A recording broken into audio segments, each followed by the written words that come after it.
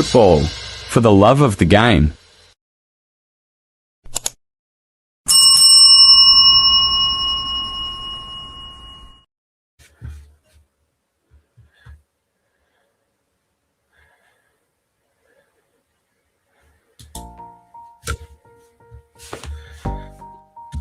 Sorry, guys. Good morning, good afternoon, good evening. I'm sorry once again. It's just due to circumstances, beyond my control. Sorry for coming late. It's I've just put one or two things together so that I can be here today. Thank you guys for always finding time to join in this wonderful Friday night. So like the video. Apologies again for joining late. It's circumstances as usual beyond my control, and apologies for that.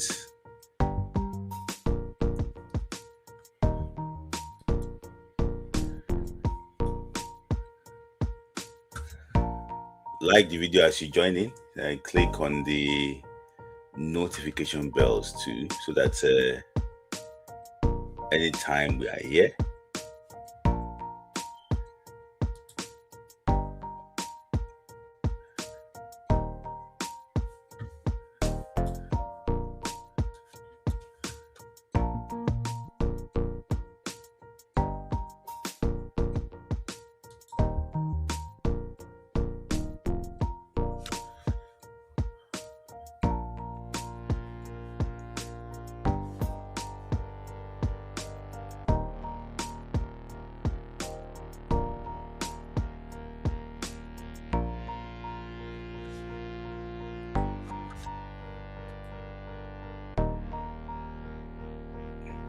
hello guys, like the video. Let us like the video as you join in, and if you actually new here, so try and click on notification bell so that anytime we are live, you don't miss anything. So you're trying to put some few things on, but okay, I think we're good to go. So guys, good morning. Let me know where you're joining from. Thank God it's Friday. Aside from Chicago, I hear you, Sai, Johnny from Chicago. I hear you, Chuka. I hear you, Adiola. All of you, I hear you. Thank you for always finding time. Apologies once again that I'm late due to circumstances beyond my control. Ayo did it from Houston, Texas. Thank you, Ayo, for joining me. So as you join in, like the video. When we have 50 people watching, I'll be able to start it live. So like the video so that it can show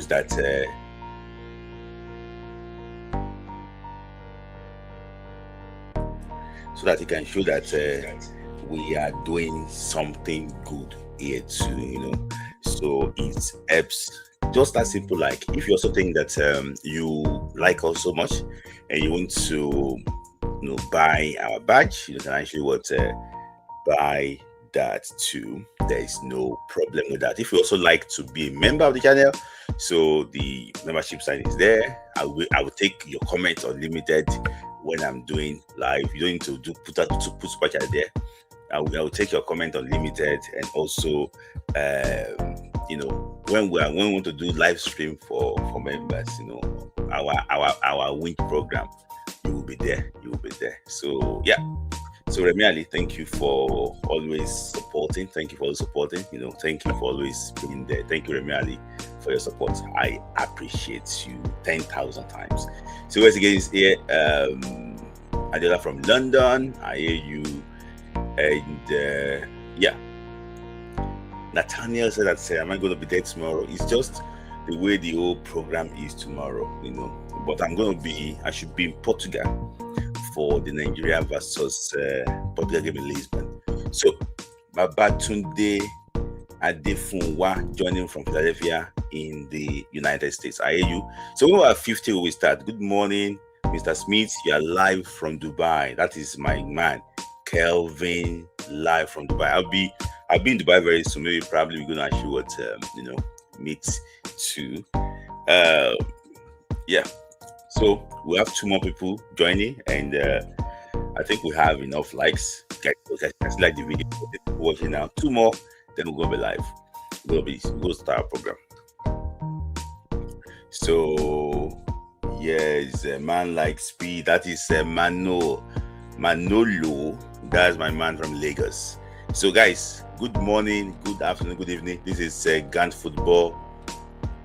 This is a regular program, Friday Night Football Club. Thank you guys for joining again. So, Kola Bright, say I'm outside drinking my beer. Kola, my man. Kola Bright is coming from Germany. So, Kola, enjoy yourself. So, Happy Baked is from Maryland in the USA. So, guys, good morning, good afternoon, good evening. This is Gant Football this is Friday Night Football Club on Gant Football.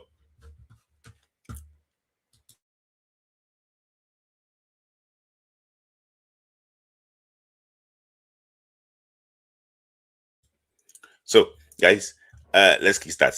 Guys, I know I start on your own front. Charity always begins at home. So last weekend, I said Raymond Start, sorry. I'm going to talk about Raymond Start very soon now. Last weekend, Rangers International Fedogo, they are now Nigeria champion for, I don't know how long now. They've won the title for like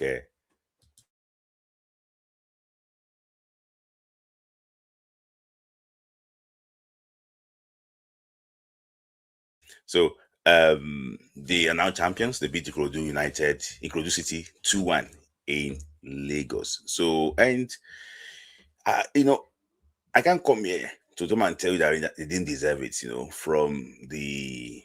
from Amobi 9 times now. Yeah, 9 times. Thank you for reminding me. So 9 times from Amobi, from Coach Philip Ilechuku. I don't know, shout out to all of them for a very job well done. And you can see too, part of winning the league, they also have like two players that play for Nigeria against what's it called, against Zimbabwe. So happy for them. Happy for them. I hope that they can now continue to build on this. Shout out to also Umba, the governor of Enugu State, for supporting the team. But this is not the end of everything.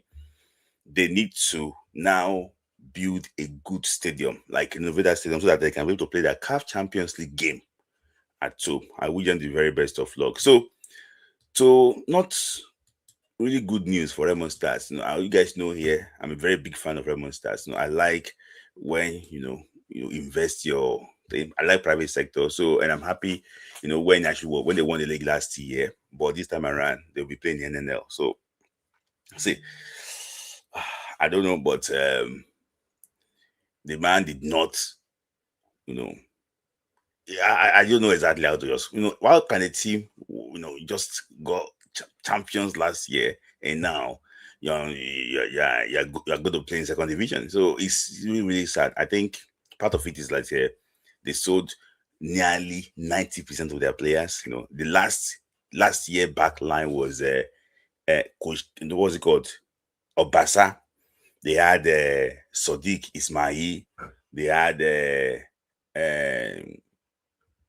what's his boy's name? They had Uduka Jr. in the middle.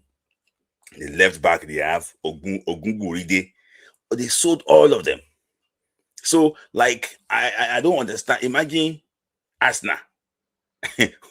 Arsenal, they won the Premier League now. And they're going to sell Soliba, Gabriel, Timber, Raya. This year, they want to compete next season. It's not possible. That's what I'm talking about, that you must be able to do, you can't, they don't run clubs like that. I don't blame the man actually, because Raymond Stars is not profitable. And can you see, sell rice, sell everybody, and you want to go and win the Premier League again next year? The MPFL is not profitable. And Raymond Stars said, okay, the coach said Raymond Stars is not for profit. That is to bring glory to the land of Raymond. So what they are just doing is that, okay, you know what? Let's go and win something and to bring glory to the land of Raymond. So It's not. It's not. It's not for profit. They don't make profit there. So it's the money of Beyond Limit they used to sustain Lemon Stars. So I think the owner did not want to spend. How can you want to spend Beyond Limit money on Remo? Because if the man wanted to do that, the man would have gone, okay, maybe probably move around, go and buy the best players, buy somebody like this guy Junior, Iwami Junior, but buy a lot of players so they can actually compete. But the man said, you know what? I think I'm done. I'm even hearing rumors that the man want to sell the club to Ogun State government. I'm talking about Raymond Stars. So it's or maybe probably 50-50%. You know, it's going to be a very, very tough thing. So, you know, we need to create football environment that people can go there and make money. For example, now, you know, I'm going to come back to that later, but Raymond Stars will be playing NNL.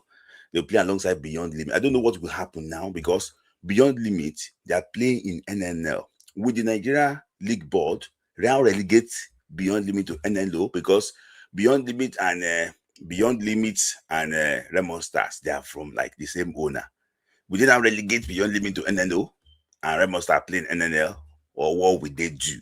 I don't understand that bit, but I think before the season starts, they should be able to communicate that one to relevant authorities so that at the end of the day, we know exactly what will happen. So that is that on Raymond Stars. People ask me questions that is Ogunmade still the coach? Is not the coach of Remo.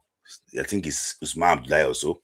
That's the coach of Raymond Stars currently. So it's not handling Remo. You know, I think the relationship is probably over, between him and Chief Kunle Shudame. So that is that. And and the coach is now a full-time assistant coach of Super Eagles. So it's no longer with Remo Stars. So now let's move on to the national team. So Nigeria under 17 women's team beat Guinea 5-0 in Abidjan. So at least they have one leg, this third round of CAF under 17 World Cup qualifiers. So they beat Guinea. It was a very, with due respect to Guinea, very poor team. They didn't compete at all, and it's not to say I have to give the girls, credit too, but the Guinean team were very, very poor in all areas. I don't know how they beat the Gay Republic. I mean, the Gay Republic must be a very poor team. So 5-0, the Guinea team are already in Ikene preparing for the second leg. I don't know what they're preparing for, but for me, I think the deal is done. If it's, I just think that, the Flamingos will progress directly. Not a bad performance from them. And well, for me, Guinea was horrible. They think can't compete at this level. So shout out to Flamingos. I'm only Chidi. She used to play for Imo Strikers before. Very, very good player. She was part of she's been playing under 17 for 3 years now. So she was injured the last under 17 World Cup. She didn't make it to Morocco, but this time around, she's now the captain of the team. So very striker potential. I'm gonna lie to you. Me, when I see potential, I will let you know, this girl is very, very good. She can actually score goal. So I wish them the very best of luck. I think the game is nearly done, but they still have to finish the job too in the Kenya. So I wish them best of luck. So that is that on this thing. So just to move on to Super Eagles quickly. I'm very, very fast today. Move on to Super Eagles matters quickly. On a sad note, one Nigerian player on a sad note, Nigerian player Victor Udo, former Antwerp, former Southampton, former Supreme FC player, lost his life in Nigeria. It was another day in Nigeria, and he went to a party. Is it a club or a party that it was poisoned there, and he lost his life. He's a player that I don't know personally, but I know people that are very close to him, and is very, very sad. He's a boy with potential. He got a move from Antwerp to Southampton, for about 5 million or so. So the move did not really work out well, in Tatamsi. So I think he's now in Czech Republic or so. So everything I'm saying here is allegedly because but I know that the sources that actually what said so many things about it, they are very, very close source to the family or his friends. It's very, very sad. I'm hearing people on social media saying that trying to say that, oh, why did he go here? Why did he drink this? Why did he do this? See, in this life, you don't know what is in front of you. You don't know. You cannot blame. So say the boy himself, allegedly, he knew what will happen. The boy will not take any step that can lead to his death. That is it. But it's just unfortunate that the thing actually what happened to him. And what we can say here is that may his soul rest in peace. People are being, it's don't this is only that. See, it's just that it's unlucky. That is it. So everything we're saying here is what is allegedly. No, we don't have any first-hand information there. I'm hearing that the police are already on top of the matter. I hope that they can get to the bottom of this matter. Very good player, very dangerous left foot, and and he's a boy that can do well. People didn't know that this boy played for Nigeria under 17. Before he played alongside maybe this boy Vince Osuji. They were together in the same under 17 set. I think was it Vince Osuji or the year before Vince Osuji? Yeah, I know no Osuji.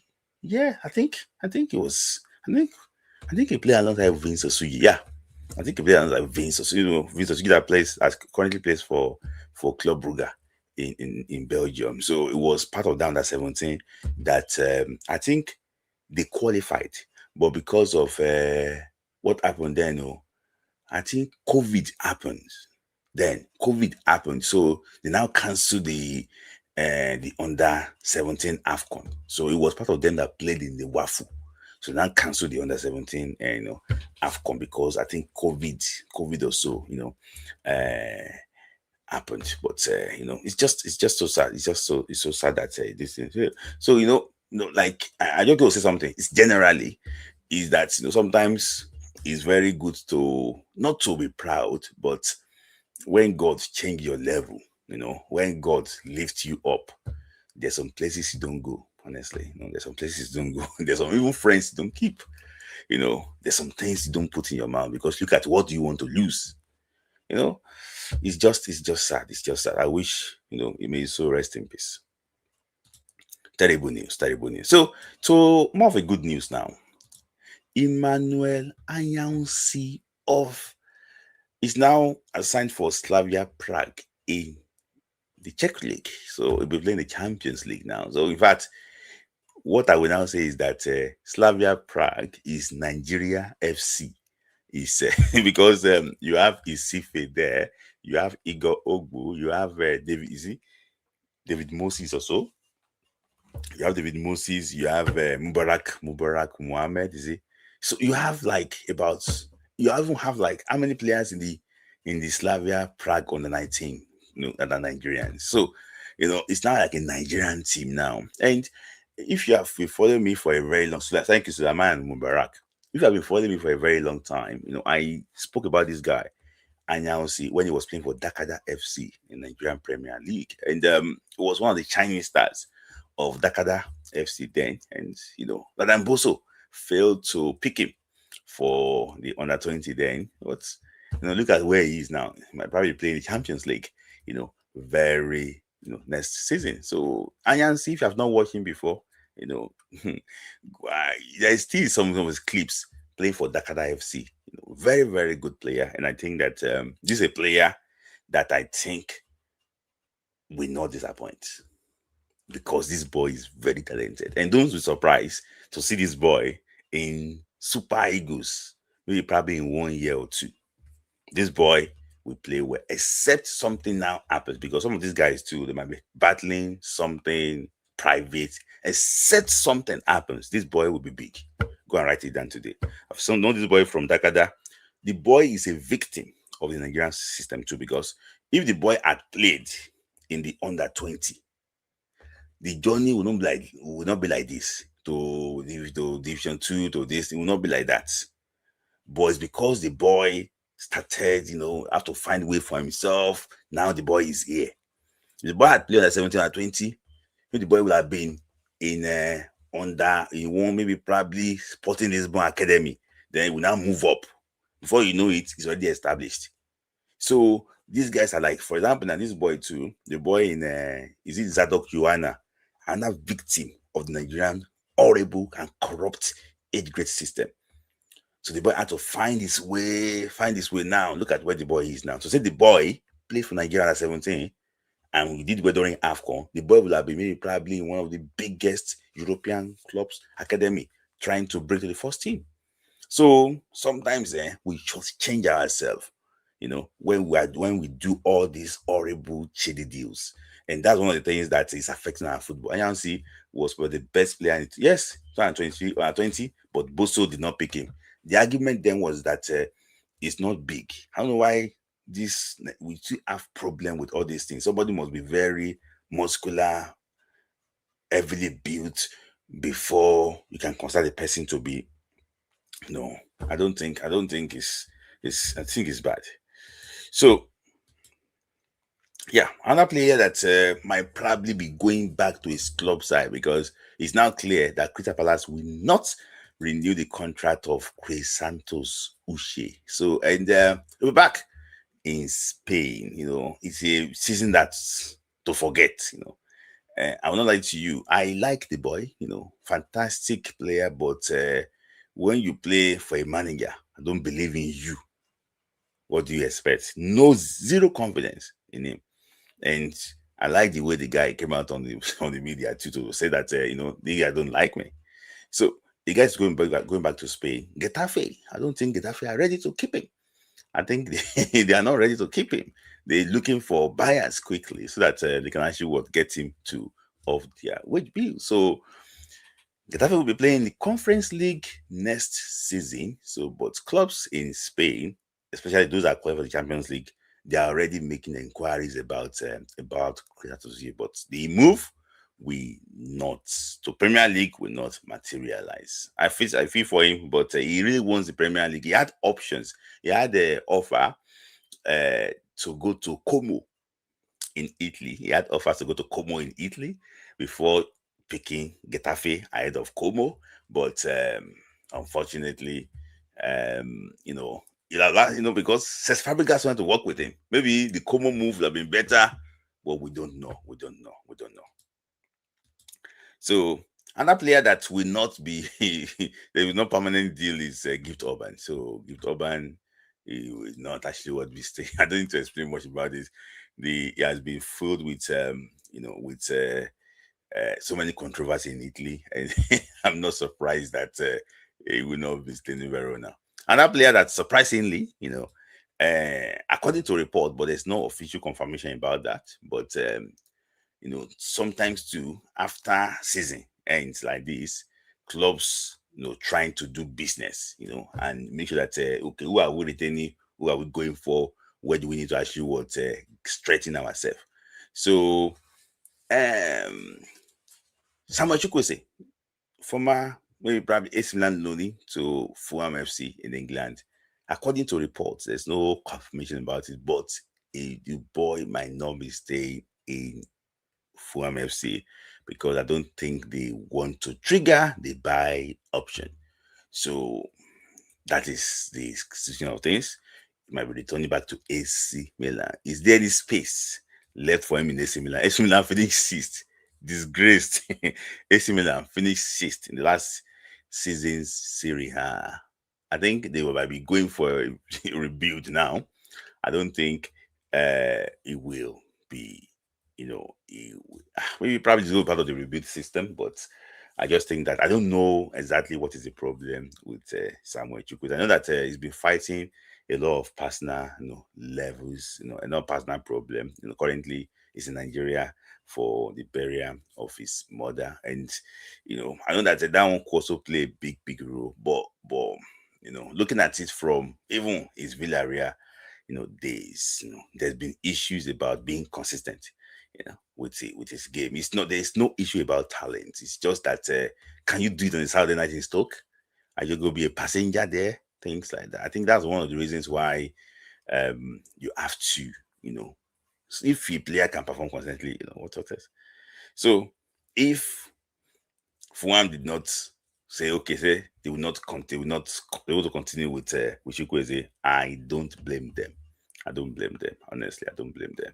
And also, too, I think Marco Silva too is also leaving. He's also leaving for MFC. So a lot of things are actually what happening there. But what I can say is that I wish him the very, very best of luck. What I want to say is that if he wants to stay in England, some clubs will still want to gamble on his ability and see maybe he can actually uh, uh, you know, just see if they can show giving confidence and things like that. But for me, I don't think, you know, if you say that it's not going to a relegation club, I think it's not good at all. You know, so go to a relegation club. You know, we don't want our players to be battling relegation. I think he should go to where he can actually compete. Villarreal might not be bad if he wants to return to Villarreal, but I will not say he had a good season in Fulham FC. Let us be too not biased about that. So that is that. So there's also news quickly about happy birthday to them actually, Fredericks and Paulo Nuachu. As other news is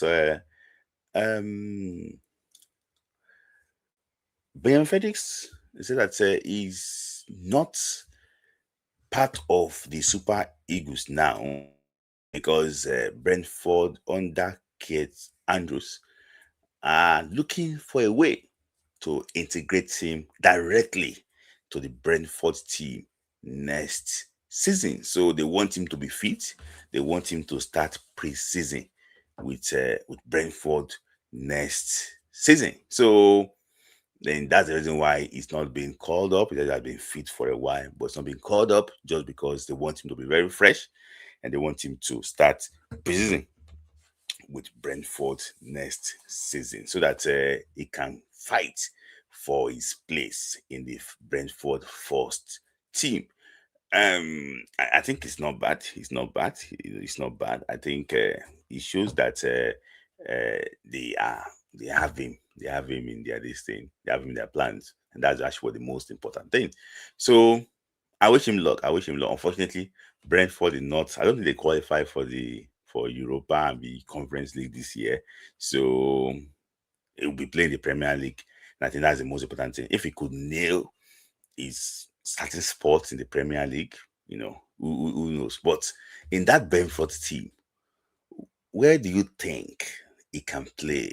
Is he going to be a right back? He might be good, better defensively than Michael Coyote, but can he play? Can he go forward like Coyote?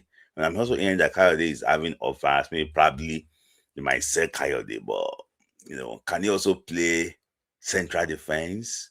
You know, we'll see. But one thing you cannot deny is that the boy is very, very intelligent and he's a very good player. I wish him the very best of luck.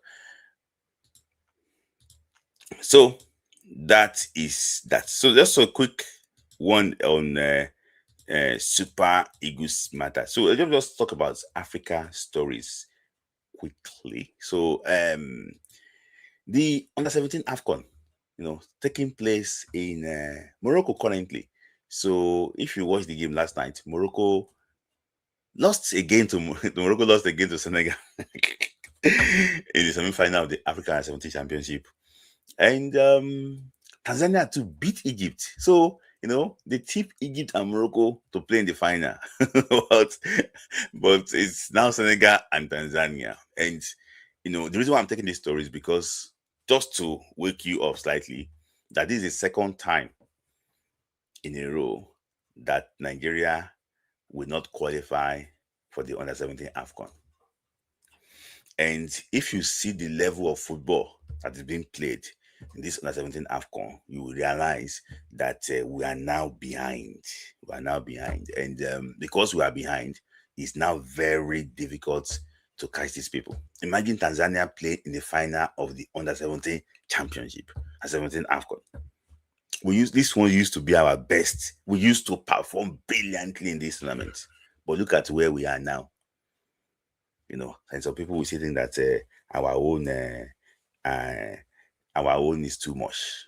That's why anybody that I don't want to lake us. See, this thing is like we are using our future to play kite, to play gamble with it. Because this set of players now, they are the ones that will be the best players in the World Cup in 2034. We are not producing again. We want to go and reap where we did not sow. For me, I saw the level of football. I saw the way Morocco played. I was like, under 17. I saw the way they played. I saw Senegal played. I saw the way they played. I just realized that, come on, we need to do a lot better. We need to do a lot better. Youth football in Nigeria is dead. It's dead. And, I'll come to Ibrahim Gusso. Don't worry now. I will not come here without talking about Ibrahim Gusso. I'll come to Ibrahim Gusso very soon. I know they are listening to me. So, another thing I also say, because me, I like to look at what is happening outside and how can we look at, I'm hearing that Barcelona FC will pay 5 million euro deal they were going to pay 5 million euros to Al Ahly for this Egyptian striker Hamza Abdelkarim. Imagine, see, all these Egypt selling players like this. It used to be Nigeria.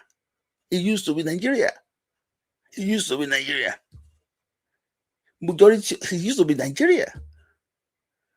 Imagine a club like Raymond Stars or club like Ikorodu City getting 5 million euros. And I don't know if we have the best player, they will not buy it.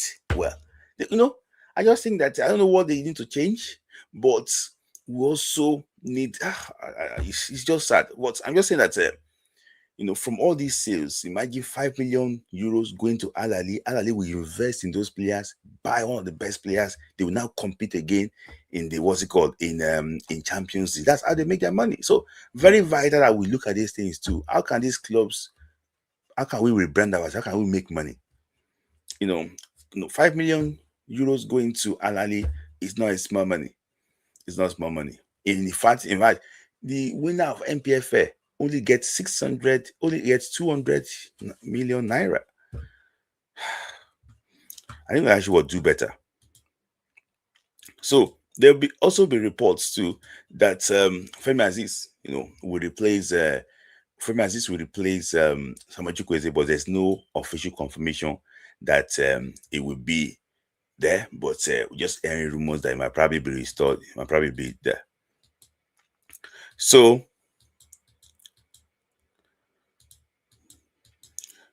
I'm good. I'm very fast today. So Eric Hill. So despite that, there's no contract renewal on the table yet for Eric Shell. Eric Shell is focused on building a new team for Nigeria. He wants to have squad depth, and he mentions so many things during his post-match conference that one of the major problems with our national team is that with Super Eagles is that the depth of the team is not there when we need to get our substitutes. So you mentioned the Nigeria against Congo that we're too tired and there was nobody to come. Those that came on did not do well. So I think he's thinking about having better options, to compete with the first team players. So, and if you look at the game against Congo, immediately Victor Osimhen, left the pitch after and during the interval. I think everything changed for Nigeria. So in my own opinion, I think he's what he's doing. He wants also be to play without the likes of Ademola Lookman and Victor Osimhen, which I understand that because it's been a long time that when Victor Osimhen is not playing, it's like we don't have soul in us.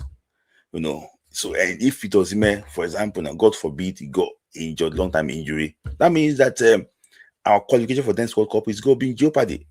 So we need to make sure that if Victor Osimhen is available, it's going to be a bonus for us. If it's not available, it's not available.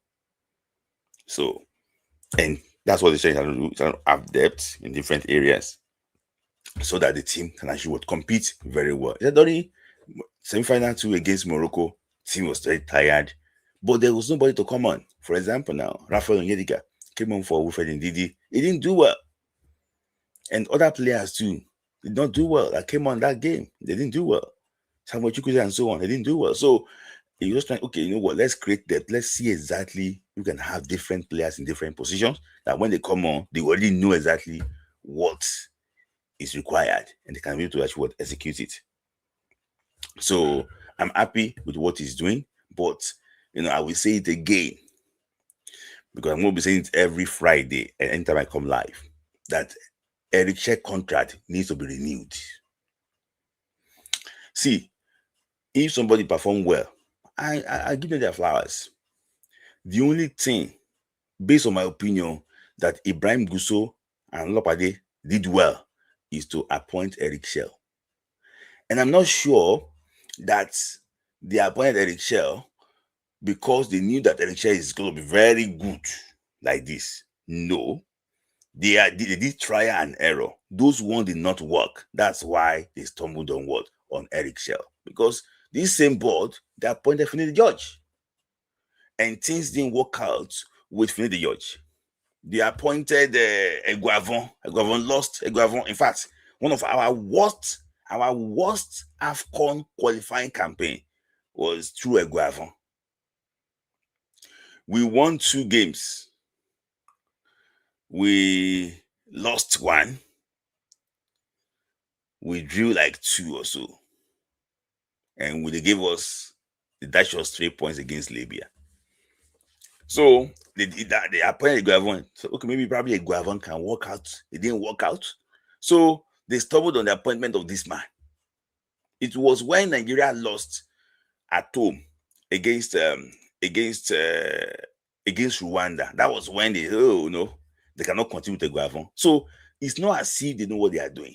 They just stumbled on this man. If we didn't lose at home in Uyo against Rwanda, the NFF will not change Eguavon. I can tell you that Ibrahim Gusso is not smart. See, it's like, I know who can do it cheaper. It's not as if it's like get you, like, like he believes that it's just by luck. No, it's not by luck.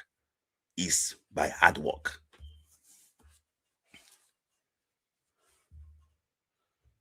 Yeah. So Balogun upset that. So I think that we actually we're waiting for them to win the election before giving him a contract. Oh, maybe probably I did that, but I won't lie to you. That is another problem we also have in the country. That if a government is in power, they don't plan ahead because they can lose election. So it's for their interest, not for the interest of the country. So if they don't win that election, Eric Sheikh will not be there because new people will come, they will change him. So it's just crazy. It's just crazy. So it's not planned that this guy is good. Even if I didn't win the next election, let me renew this guy's contract so that Nigerian football can be in a very good. He doesn't care about that. He only cares about, what, I want to win election. I want to win. So he also mentioned about Aziz, that he's not running, he didn't do anything. The issue is this, he demands, that is his style. And people have been saying that, but the boy scored 2 goals. Why is Eric Sheikh demanding too much about the boy? See, let me tell you something. What you want, you say it with your mouth. There's nothing bad in saying what you want with your mouth. Marcus Rashford played for Barcelona this last season. They said, you know what? They will prefer to go and sign Antonio Gordon. See, throughout last season, Marcus Rashford did 100 press. Antonio Gordon did 400 and something press. So you know what you want. And that's what we want to tell you. The same thing. Femi Aziz, you know what? I want to run more. When you run more, you can play for me. That is it. And if the guy can run more. Apart from Super Eagles, it will help him with the top side. That is it.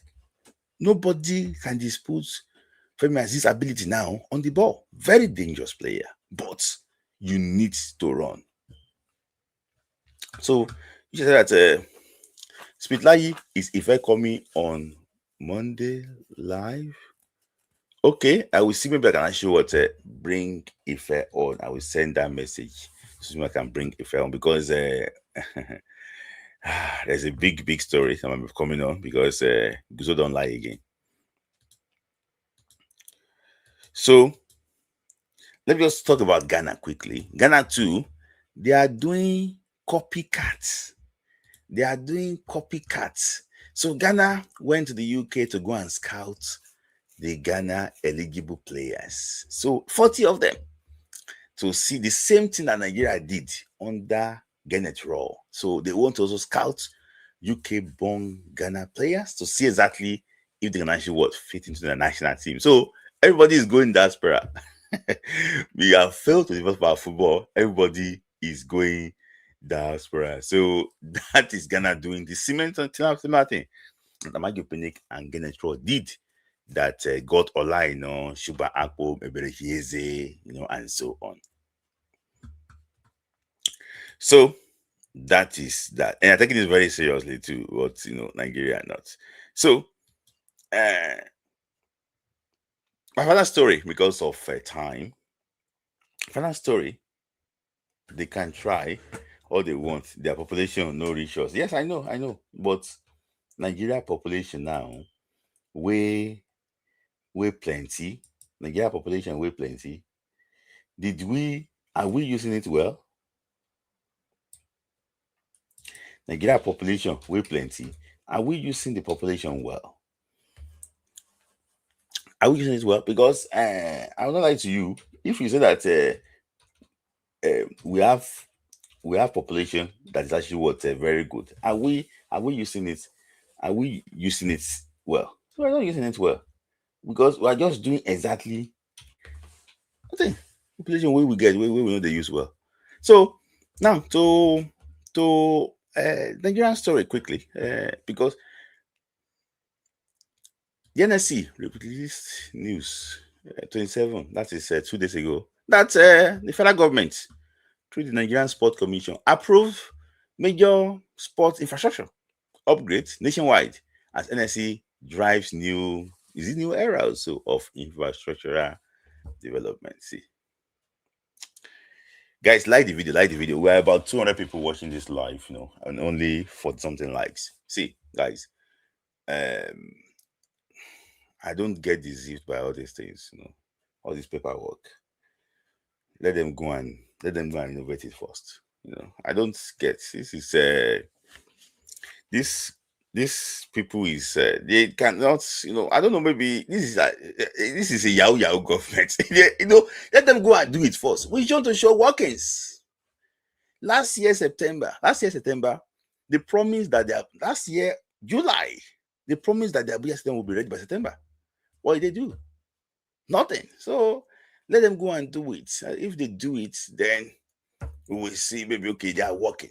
And also too, if they want to do this job, it should be basic, it should be solid job. It should not be job that after 2 or 3 months or 6 months maximum, we're not going to see anything there again. Now, wudu to the answer. See, we used to talk about ourselves the best everywhere. We are this, we are that. I saw the pitch that they want to use for the UEFA Champions League final.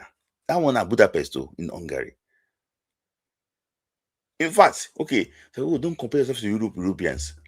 Let's look at Togo, let's look at Ivory Coast, look at Cameroon, look at countries around us with good infrastructure. See, this type of stadium that they are showing now, Abuja Stadium, make them close eye, build something like the Tottenham Hotspur Stadium. Turn this thing to something like the Tottenham Hotspur Stadium. Modernize it like Tottenham Hotspur Stadium. So let it have like events, everything. Turn it to it. At least let's have one solid one that we can call home. One solid one. Don't do wuru wuru. One solid one. So that's what I'm talking about. It's not too difficult to demand. So when I say on paper, I don't like paper work. I don't like reading something on paper. Go and show your workings. That's my take. Go and show your workings. Go and show your workings. Go and show your workings. I don't like paperwork. Go and show workings. If you show workings, then you can come back. That is my own thing. Show workings. See, I don't want to. I've seen people, hey, I want to do this. Well, did you do anything? Dave Umai, the Minister of Works, currently now, when he was governor of, is it Ebonyi State? He says he's going to be, I want to build the Olympic-sized stadium. Oh my days. See, just go on YouTube. They spent billions of naira. Go on YouTube. Go and check the Olympic-sized stadium in Abakaliki. So, I don't read things on paper. I don't read things on paper. Let them come and show. Come and show workings. So please like. Oh, thank you, my man. Guys, like the video. I have 55 people liking the video currently now. Like the video. About 200 people watch it. Come on, you guys can do better. Let's like the video. That's my man. So it's just sad. I hope that things can actually change in the future. We deserve to have a proper stadium that everybody can actually we can watch and see. And also, finally, talking about Super Eagles, I think it's high time that Super Eagles need a media team. You cannot have a national team. Nobody's pictures very hard to take. No, you cannot stream your game live. Nothing is happening in the media. My guy in charge of the media, if it's working, nobody could take picture. Everything is going to be like that. I beg you. That's why sometimes all of us say all those small things. They are very basic. Those small things. What is the issue? Attaching a media person, with the team, travel with the team, What is wrong in those things? That's why we still have these analog people running our football. It's nothing. I saw even the Republic team, pictures they took. I saw Togo. Togo is there, what is that wrong with us? It's just so sad. Like, you see Nigeria, only Nigeria that is broke. Other African countries too are also broke now. Why is it that our own was pass? Why? These are so basic now. It's not what is still difficult. Even if you cannot pay for somebody's flights from Nigeria to come and do the media, ask somebody in the UK. Give that person like £400 or so, £500. Make it help you do this job. At 1,000. This is a national team now. Nobody is taking pictures. Nobody is doing these things just all over the place. I just think that we can do better. Imagine if Super Eagles like this, who is going to be, how would R23 be like? How would R20 be like? How would Falcons be like? That's why sometimes you just tell these people. For example, now, kudos to him, Ibrahim Gusso, he went to Abia State today to go and greet Chukwueze. See, that is what he can do. He can't do all these political things, visiting people. That is his job. In terms of running football, it's zero. He's a politician, He's a politician. That's why you see him wearing the Emilio cap everywhere, every corner, because he thinks that that's the only man can save him from his job. So, can save him on this job. So, it's just basic things. We're not asking for too much. What is necessary? Just do small things. Small things. Do them.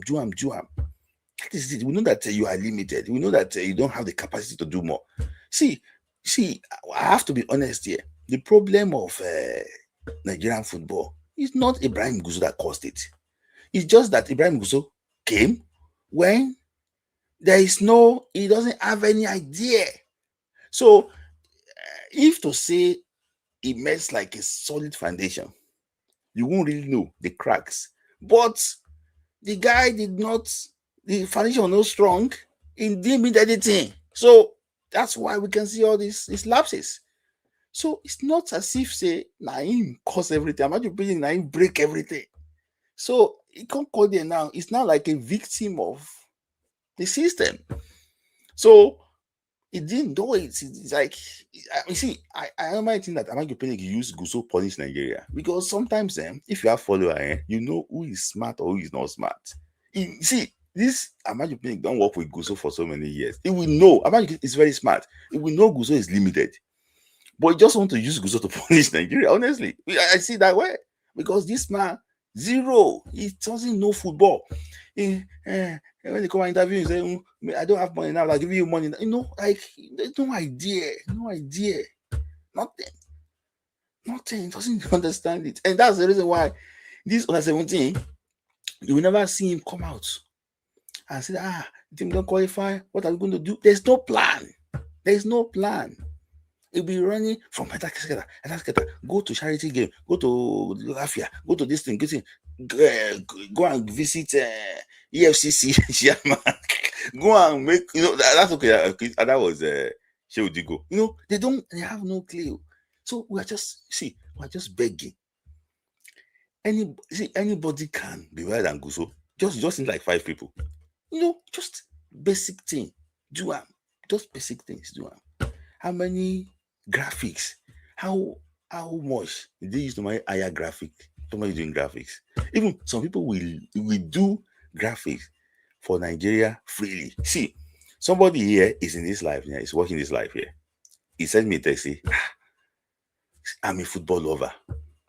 How can I put money down to support Nigerian football? That is how we are. If we are a football lover, if they ask me that, okay, you know what? Nigerian football, there's transparency there, but we don't have money. We want to create a super good sport or Nigerian football port. It's transparent, everything is no corruption there. I can set up direct debit. Yes, because it's our country. I can set up that nobody will be using my added money to go and be clubbing on Friday. That is because there's no transparency. That's the reason why we cannot do it. So, in my own opinion, all these things are basic. People somebody that want to contribute for the Nigerian football every month cannot do graphics for you. Can do. Just look at that. But these people, they want this Super Eagles, now their job, they want to be there. It's like their property. Anybody they want to be there, they own Super Eagles. You want to hijack Super Eagles from me? See, I don't know. This country belongs to all of us. This nationality belongs to all of us. I know that you are the one managing them, but it belongs to all of us. This Eric Chair contract now, $150,000. See, Nigeria cannot pay that 150 or 120. It's because they do what they play. They are playing games. If you say that this Eric Chair contract, that we want to sign Eric Chair for 2 years, and for that 2 years, his money that he's going to get is like is $2 million. Let's go get for 2 years. And you say, okay, you know what? This is the account. Within $2 million for that 2 year salary. People will pay. People will pay for this man to stay. People will pay. But they are not interested in all these things. Is that money you contribute to, how are they going to go and steal out of it? How are they going to go and steal out of it? So it's it. Thank you, P-Swag. It's it. So it's just that which is how we find ourselves. So sometimes I just it's crazy. So because now I'm going to say it here now. Ebobo Rise, I don't know his plan for the under 17, but people have sent me to you that why can't you start campaign now for under 20, under 17? That if you need money, I'm saying it here now, that if you need money, we can support you. If you need money to set the boys up for campaign, and NFF have not, they didn't give you any money, we can, people are sending me to you that we can support you. Start the campaign early. It can support you. Anybody that knows, I will try and reach out to people. If you want to, if you see funding that you need to do it, they don't tell me, say, people, I'll not mention their name, say, okay, you know what, we can support. Because 2 weeks camp again, they will not qualify. Everything not going to go down the drain. That's all. So, saying it now, if there's going to be transparency, it's not as if the NFF will go and set up account now and say, NHS money contract. And they will still go and collect money from President Bola Tinubu. Say they are looking for money when you already contributed money. You know, these people, they are so crafty and so corny. And they also need help with Super Eagles, Super Falcons coach too. We're also supporting Super Falcons coach too. That's it. So that is that on this. So Falcons are meant to assemble and play next week, June the 3rd, against Senegal. Before preparing for this program, I was trying to research my research and see Senegal is not, they didn't post anything about the game. Maybe I didn't see the link, but I didn't see anything about the game from Senegal. I've not seen from Nigeria too. Countries are releasing their list for the friendly game. Today is Friday, 29th of May. And the game is meant to be played in less than 1 week. And I don't know, maybe I can play the video because Ibrahim Gusso said that they already.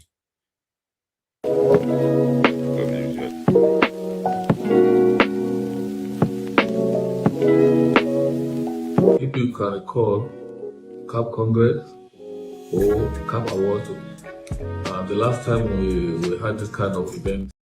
So I want to see maybe I can fast forward it directly, so that I will be able to. We can fast forward it directly.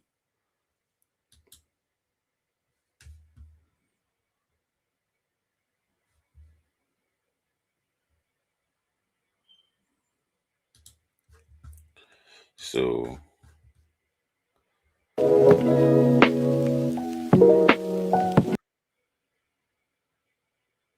of talking about the trophy first, they knew quite well that the first target is to win the. Okay. And by grace of God, we'll do our best to support it.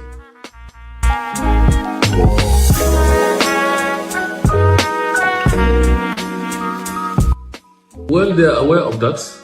They knew quite well that the first target is for them to qualify for the World Cup, because they are not going with the mind of talking about the trophy first. They knew quite well that the first target is to qualify for the World Cup. And then, as you said, we tried to organize this friendly match for them with Senegal, which is coming off in the early of June, which is going to be 2-legged matches. And last month, April, we were not able to catch up with organizing a friendly match with them, which generated a lot of noise and some of it from all walks of life, from all direction. But what they don't realize is that we are doing our best. We try to see that we are going for AFCON. We are going to be going for an African competitiveness. Therefore, we don't see any reason why we should try to organize a match for them in Europe. We're not going to play any European game. We're going to play African football. So we try our best to ensure that we organize a friendly match with one of the African countries that qualify, especially those that were not in the same group with them. But unfortunately, those that we tried to enter an agreement with them at the time minute, they withdrew. So, but people don't look at it and the way it is. It's sometimes very difficult to organize friendly matches for the female team. knowing fully well most of it you don't get money support from anybody, you have to organize it yourself. So a lot of countries are trying to run away from it.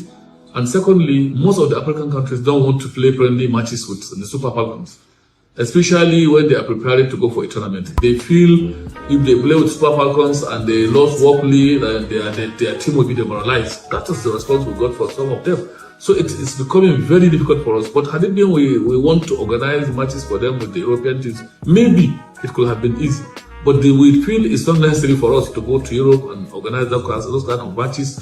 But we should concentrate. But thank God we are able to scale playing this time around in June with Senegal. And immediately after the June window, before the commencement of the WAFCON in July, we are going to make sure that they will come early and they will get to Morocco very early to spend a space of 2 weeks before the tournament. And then at the end of the day, to have some quality-friendly matches before the beginning of the tournament. So we're optimistic that by the grace of God, they will qualify to the World Cup. Then ultimately will go to the kind of trophy. So that's him here. So I'm not saying that the friendly game will not come up, but in case there's no friendly game, so let's just know that he said it by himself. So let me just say some quick chat. YMD, thank you. So please like and science football, thank you. So that we have a migratory problem in Nigeria, Prasatas. So look at the flags someone created for the match. Look at Jump. They can't even edit their tweets well. That's another problem by that moment. So thank you. So Wale MG, my man, thank you for it's a great job for all you actually do. More power to your elbow. So hopefully one of those days I can open. Oh yes, that's good, very nice.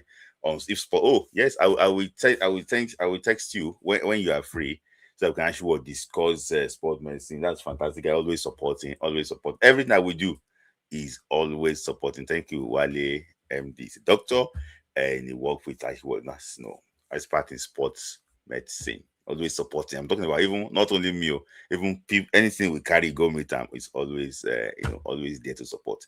Thank you for your love. Thank you for your love. So one of these days, we're going to actually talk about sport medicine so that we can discuss it extensively, especially how our players can learn from it. So that is that. So I'm going to bring people on. I said I'm going to spend like 30 minutes, but I've spent more than that now. I'm going to bring people on so that you can discuss issues quickly. So I think I've already exhausted this. So Nigeria, okay. Sorry, tomorrow. Nigeria play against Jamaica tomorrow in the final of the Unity Cup for the second time in a row. So it's like Nigeria and Jamaica are always looking for a way to play each other in the final of the final, because last time it was Nigeria against Jamaica in the final. This time around it's going to be Nigeria against Jamaica again. So yeah, it's going to be very interesting. Jamaican team this time around is like a new team, players from academy in England, just trying to get them early, integrate them into the system. I also think that it would have been good too if Nigeria we could also get players from all these European academies, bring them, let them come and train with the Super Eagles so that they let them have this sense of belonging. For example, now players from like all this Chelsea academy, Man U academy that are Nigerians are interested, Tottenham academy, bring them, let them train. So this is an opportunity that we should have used to, with this Unity Cup. Bring them, let them train, let them feel the Nigerian thing. Then, they live in England now. Then they can actually just go back. So, in my own opinion, I just think that that would have been opportunity, because we don't know exactly when we're coming back, because I'm not sure that we'll be back for Unity Cup next year. And the reason is because we have AFCON next year. So AFCON starts in July. Okay, maybe probably we can play it first, then play friendly game in June. Then I think AFCON starts in June, and the Women's World Cup too. So AFCON starts in June next year. So why can't we just use the opportunity? All those young boys that we can bring on for our under 20, under 17, let them come, feel the Nigerianness, train with these boys, eat and me, interact with them. This is the best opportunity, we can actually what? This is the best chance for us to meet them. Eric Share having meeting with them, convincing them, all those things that we can do that. I don't know why we don't just want to do all these things. I don't know the reason why we don't want to do all these things. Maybe the coach is not interested, but I think that we can even mirror, like, okay, if Eric Share wants to focus on Super Eagles winning this day, there is no link to the idea. Well, I think I'm just going to, there's no link to it. So if they want to focus on okay, I won't bring report. Focus on Super Eagles, but we can also have like a small, just kick around like the way Ghana did. Ghana, camping, they're gonna play against Wales, but they still want to, talk to some of the Ghana in diaspora so that they can see exactly who can play for them. So for me, I think that we have used this opportunity very well. So finally, too, talking about see, I'm not trying to castigate a player. I'm just trying to say that I want to say something so that we are just aware of it. I don't want Nigeria to fall a victim of anything. I'm not saying anything, but I'm saying something. Adam Boso is likely going to be the under 23 coach, and according to reports, I'm hearing that he's already working underground to scout players because the qualifiers is going to be in a few months' time. And we have not qualified for the Olympic Games for 10 years now. So the last time we qualified for the Olympic Games was in Brazil in 2016. So this time around, those that are trying to employ the Damboso, they made arguments that he has qualified for every tournament that you've given him to do. You've qualified. That when he was under Godwin Koko Uwa, he took the team in 2007. They did well in Canada. And in that team, I'm probably like Damboso, so in that team, we produce players like Edasne Shiegile. We produce players like Brani Deye. We produce players like Efe Ambrose. We produce players like Ikechukwu Ezenwa. We produce players like Chukuma Akabueze. Who else again? Chukuma Akabueze. This boy that got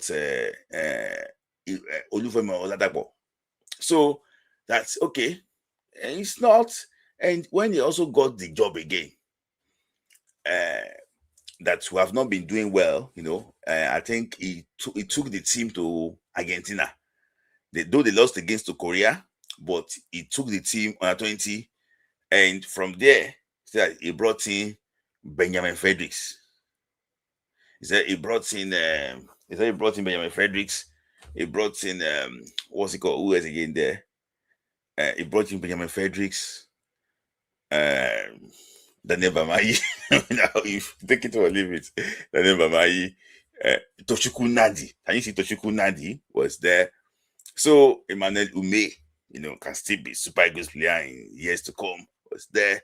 Chibu and Anya Boso was there. So I'm going that, what? Why can't we give him than giving CSI? So, but for me, I have my own observations about Ladan Bozo. But those, if you could have that resume, they will look for a way to patch, so that at the end of the day, they can give him the job. And it's not even about the job now I'm talking about. It's about selecting the right players. I know that Ladan Bozo likes to build his team based on home-based players. I know that. He likes the team should be home-based players. Then he can now invite some foreign-based players from the obscure leagues around Europe to balance the team, but he likes home-based players. And one of the biggest problem that he will face is age. Some Nigerian players, I don't want Nigeria to fall victim of what Congo did in last 23 AFCON qualifiers that they disqualified Congo. This paperwork is very easy to find. And why I'm saying it is because I know some players are not playing with their age, which I think that is not good. Because if an outsider find out they stay, it's going to be a very big problem. So if he wants to verify age, I think he needs to make sure he perform a very good job. I know that for him too, if there's any document that Bozo is not sure of, Bozo will look for a way to get rid of that player. I know that. But if the document is complete, it's fine. So, I'm just saying something, not questioning anybody. Some players, he needs to do that investigation very well, so that at the end of the day, it's not as if that we've not qualified again. We now qualified. We now use, say, we use over 8 players to knock out of the next 23 AFCON. I think it's not going to make any sense at all for us. So I just think that I wish him luck if he eventually gets the job, which he most likely get the job. I wish him luck. I hope that this time Nigeria qualify for the next Olympic Games. So just so that Ice Smith, can you please the 230 format, because I feel that we might meet South Africa and DR Congo. They might play politics again with us. See, if you are see, Amo. I did not mention anybody's name. Amo. I did not mention anybody's name. I did not mention anybody's name. Amo. Amo. I did not mention anybody's name. It's you that have the passport. So let's see. These people we can't even talk in parables. Amo. I don't know anybody with this. I'm just saying that the coach should do a very good job so that at the end of the day, he will not be a victim of all this thing. Amo, I did not mention. These people, I just want to put me in trouble. I didn't mention anybody's name. So I just think that, if you want to do that job, it means that it's clean. It's actually what it's. Well, here is obvious. What is obvious? Are you his father? Are you his father? I beg. I'm just saying it that you know what? If there's any faulty document, it needs to be rectified before any invitation. Because forget it, these African countries, they will catch you, especially in North Africa. Person will implicate us. It will be our journalists. You just ask them a few questions. Does it? So he has been playing NNL. Yes, I know he has played in NNL before with a different passport. He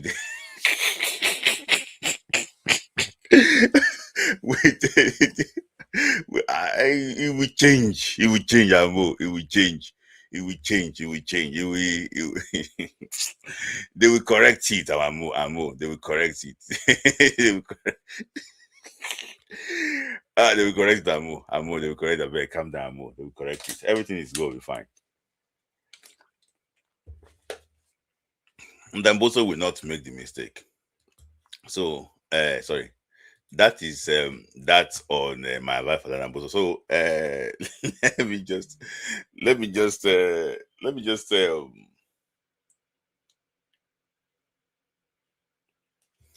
get some people, please.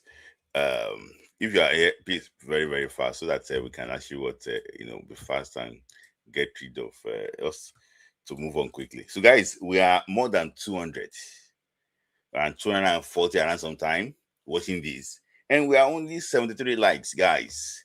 Let's have 100 likes.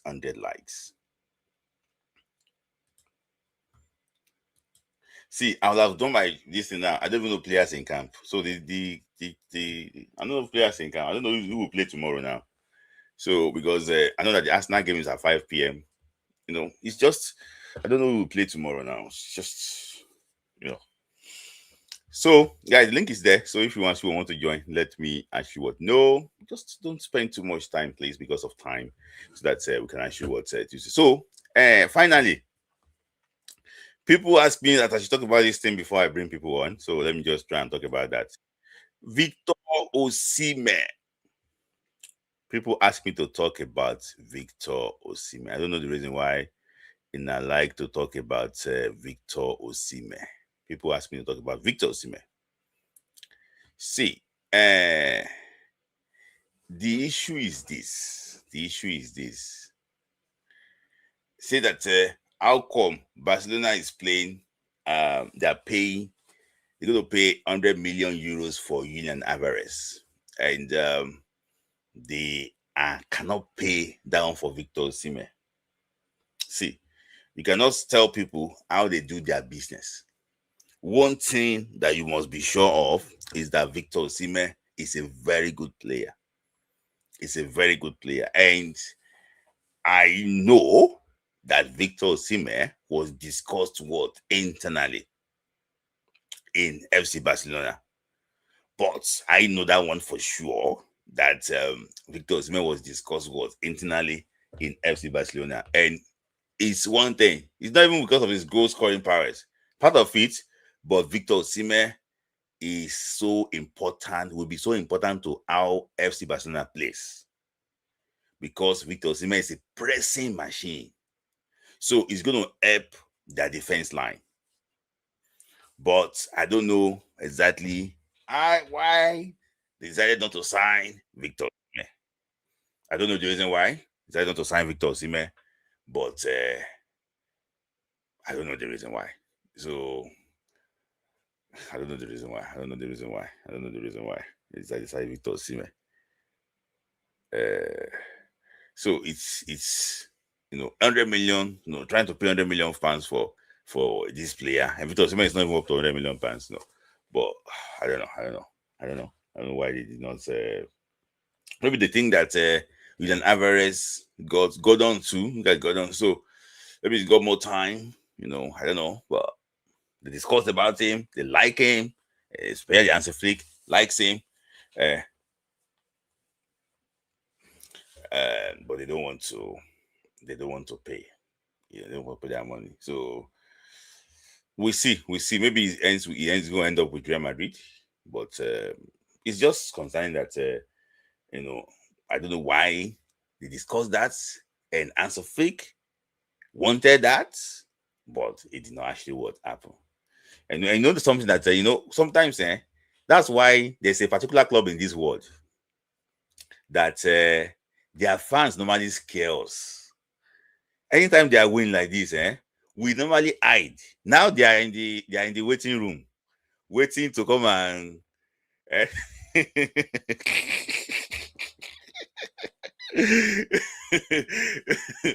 So yeah.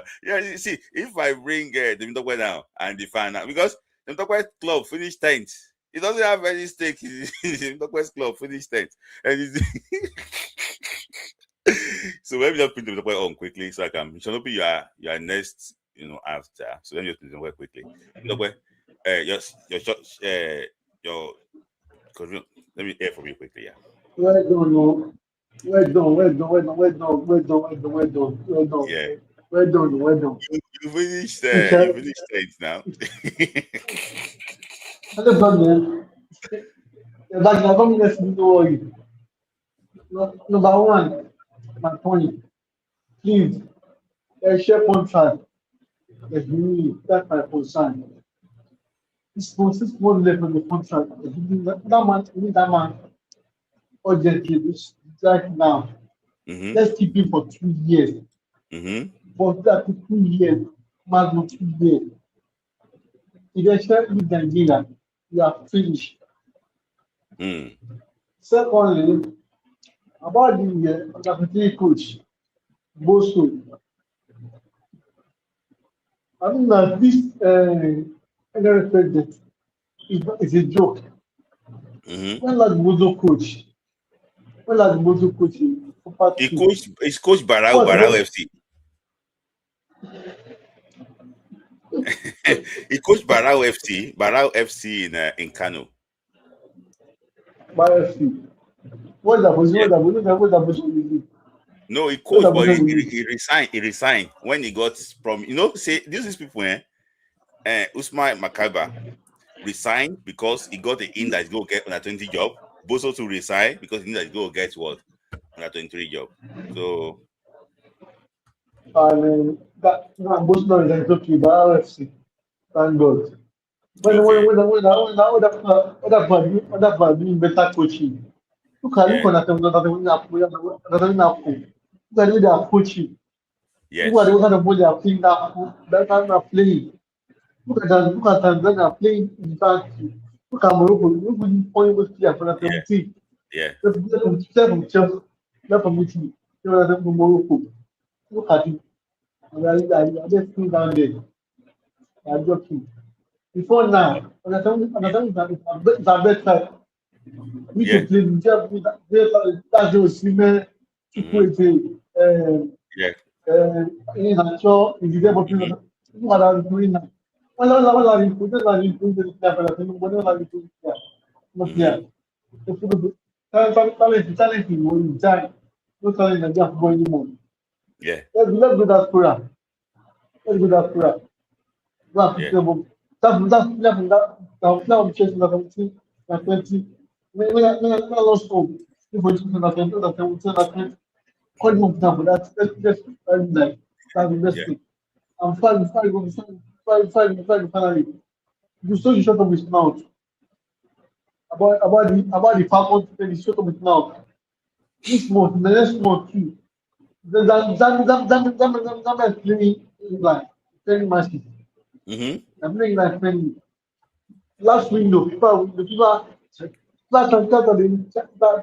the contract challenge. What happened to that?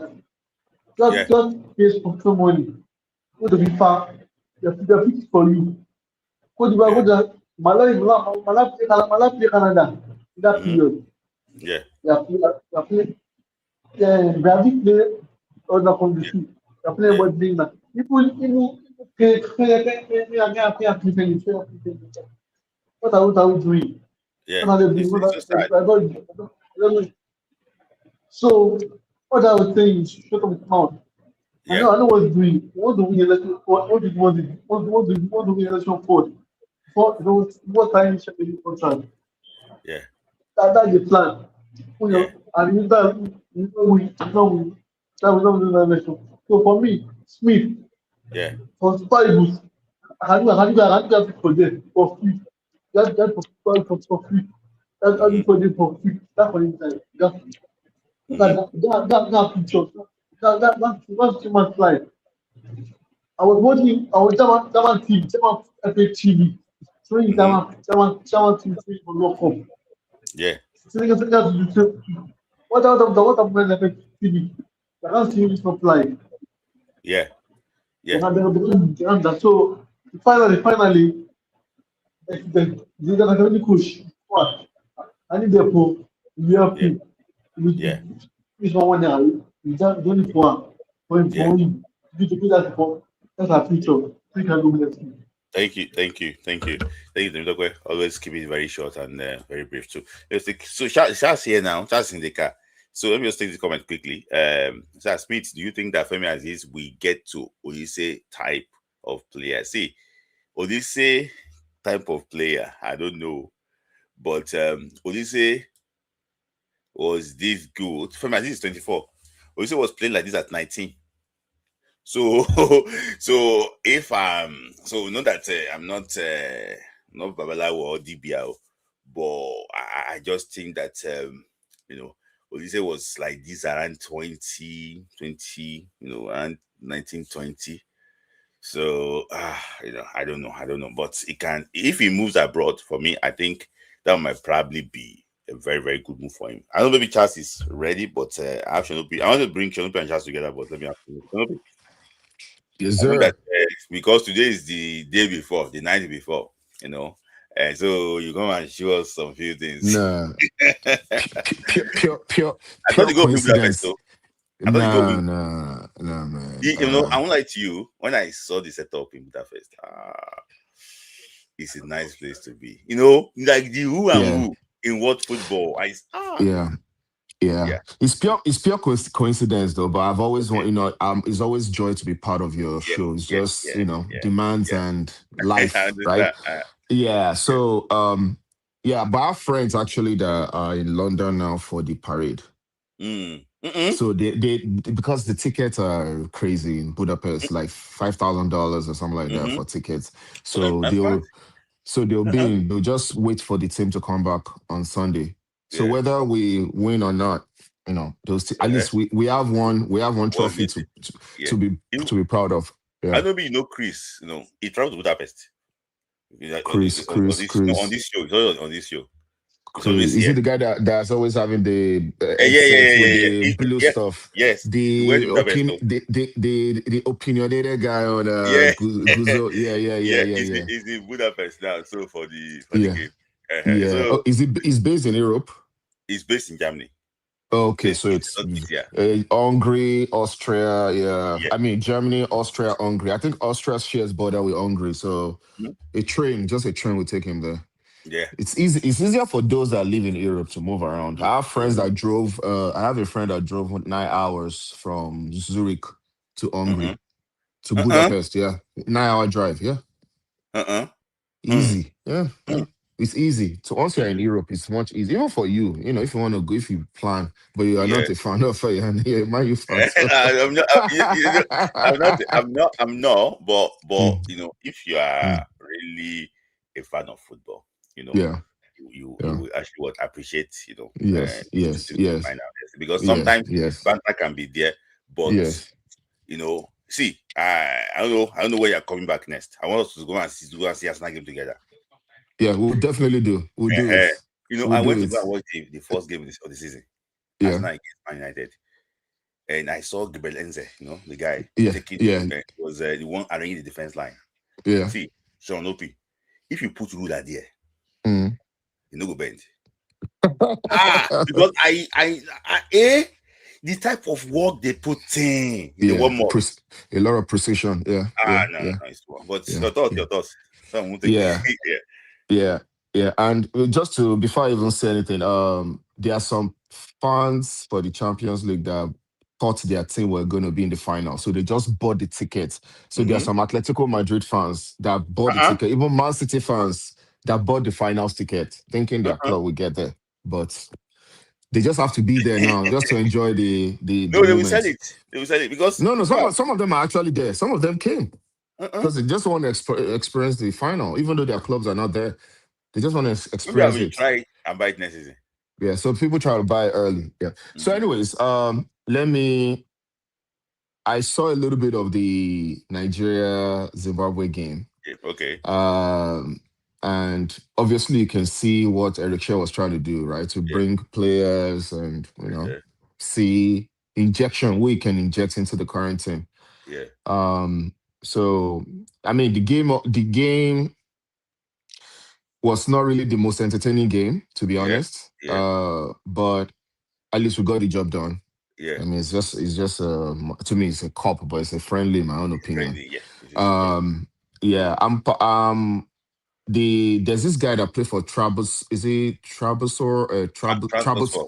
Trabzonspor. Yeah. Sorry, maybe pardon my pronunciation. Yeah. The guy kind of stood out for me.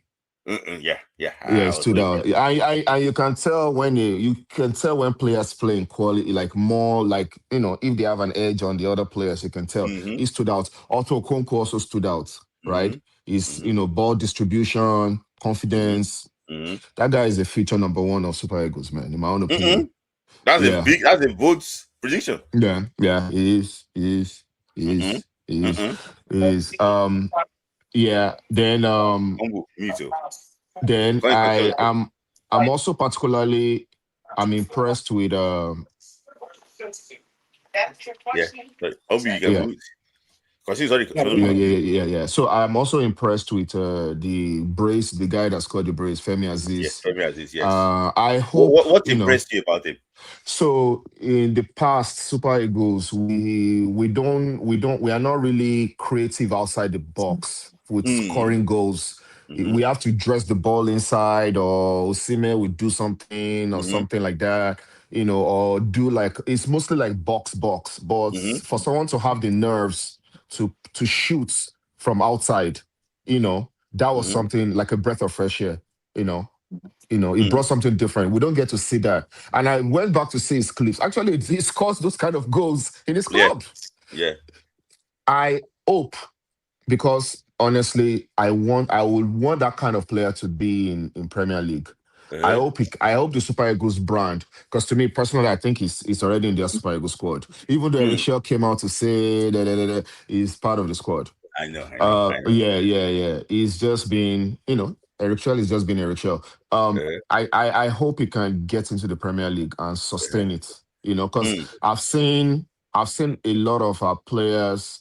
Sometimes they get to the Premier League, and it's, again, football is a team sport, right? They'll get there maybe because of the virtue of the kind of team they're playing with. They'll get relegated again. We've seen it. We've seen it. Even a player, not to digress, a player like Franco Eka, if I'm going to give him a kind of benchmark next season, stay in the league at least. Yeah. There's a reason why your club lets you go on loan. Yeah. You weren't starting. Yeah. Right? Yeah. So stay in the league. Play with your team. At least play your own part and stand out. Even if you guys, get relegated, let people know that it wasn't on you. You played your own part. Don't let it be like, oh, the league, you playing 90 minutes all through the season. Now you are now relegated, and you played a huge part in it, right? So I hope, now back to Femi Aziz, I really hope he can get into the Premier League and sustain it, because he needs to, get to the highest level of football. And right now he's not playing at the highest level, even though the second division of England can match a lot of first division around the world. Because the quality is high. But for you to get to the top quality, he's 24. He can still, and he can be a late bloomer. Who knows? It can be a late bloomer. So those are the standout for me. But another thing I would say is that the game against Jamaica on Saturday, whoever put that time in there, that timing is highly impeccable. It's the same time Arsenal is playing. No. now. It's different too. Arsenal is playing at 5 p.m. and you guys play at 7:30. Oh, is that it? Yes. Okay. I thought it was the same time. Yeah. Okay. I think me too. I thought it was the same time, and when I now checked it, so I saw the ticket today that they're doing 3 in 1. Okay. They're going to be playing Champions League final in that stadium. After the game, then we'll watch. Okay. Because the problem is this: if the Champions League final goes to extra time, people, I don't know. I mean, okay, if I'm a fan, I think I would rather want to stay at home and watch the Champions League, man, than jeopardize my chance of. Even me, Seth, I thought that I like to travel to London, like 5 p.m., watch it in my hotel, then come to watch Bike. That's it. Because come and watch this. That whoever did the timing, it's impeccable, man. That'll be Sunday. I mean, they didn't. I'm sure probably they didn't think about the Champions League, which they should have thought about. But hey, man, I know the game I'll be watching, Sha, on that day. So let's move on. Okay, the Champions League fine. Yeah. So talking about the Femi Aziz, there's this about the Ini boys, They sometimes some of them like to stay in England and so on. Do you think Premier League football will do him favor, or do you think that you go to somewhere like Spain or Germany? Premier Aziz? I can't say I know the player completely, but I've seen his clips, right? Because I went back to watch his clips at Millwall. Actually, they played against All City for the quality, but they lost. They could have been in the Premier League too. Yeah. I think with his style of play, because as it stands, I think it will fit a different league than the Premier League, because Premier League is very demanding. Yeah. It's very demanding. You're expected to track back, do all those things, run and everything. Yeah. So with some other leagues that are not, they are less less tolerant. Maybe Germany, Greece, I know you Holland, can't go to Greece. Come on. Top or 5 Turkey. European leagues. Turkey. No. Okay. See, I know. So you are Okay. praying that God should take our players from Turkey. Okay. See? Okay. So more seriously, maybe Spain, Germany, maybe like an Almeria or something could be a good starting point for him. You know. Okay. Um. Okay. Yeah. But actually, thinking about it too, he can play in the Premier League. He Mm-hmm. can. He Mm-hmm. can. Why not?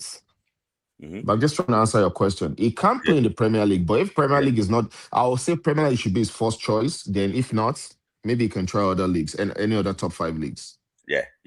Okay. Yeah, So yeah. you know that we've had players in the past. I'm coming on board that they never settled in the Super Eagles. Uh-huh. But even if they were played against Sao Tome, they still struggled. All this maybe they did it against Sao Tome, but any small game they struggled. You know what I'm talking about. What do you think is different from Femi Aziz? So one thing, if you notice about players that are actually in the striking position in Super Eagles, first impression matters a lot. Because that will register a lot in the mind of the people and the mind of the FAs and all that. I remember when Moses Simon's debut in I think it was Stephen Keshi or Lise or something that invited him. Yeah, I know he really impressed. Yeah. He really impressed, and people started saying, "Who is that guy? Who is that guy?" And he was able to maintain that consistency, at least for the long run. I think for Femi Aziz, in my own opinion, I think it's just that first impression. I think, like I said, it feels like a breath of fresh air. Someone to be able to do something that we don't normally see in the Super Eagles. Yeah. That first goal, was solid, solid. I haven't seen that in a long time, to be honest. Maybe maybe Dele Bashiru could do it, but I don't even think he has done something like that. It's typically inside the box. I think that breath of fresh air factor, I think it will go a long way for him, and it will earn him another call-up, a subsequent call-up. Outside this Unity Cup, I mean, obviously he's in the Unity Cup. He's going to earn him another call-up, and now he needs to. And the thing about first impression is that it also gives you grace, right? Even if you don't play well in your subsequent call-up, the coach will not outrightly want to drop you because he will believe there's something there. So that first impression for any player really matters when you're making your debut for the Super Eagles. Look at Fernandez, for example. Fernandez had a good impression. Yes. That guy has his shirt in the Super Eagles. I'm not saying he's going to start. That's not my point. But to back your point up during Eric's press conference, so that if you are a defender, you must be able to beat Basi, you must be able to beat Semiajai, you must be able to beat Igaubu and Emmanuel Fernandez. That means that he believes that, okay, you know what? So I think for me, you've mentioned Chibuke Iwanwu. I think maybe probably that one also will come back again because it will come back. I can see the Nigerian, the raw energy talent. For me, even I of Igaubu. Yes. But just like Ugo has more mileage in the national team right now than him. Yes, but he's got more mileage in the national team. I'll still come back to you, but Umberry, any thoughts from you quickly? Ask me a question. No. You know that you. Okay. Concern about Femi Aziz. Any exceptional player in Championship can play in Premier League.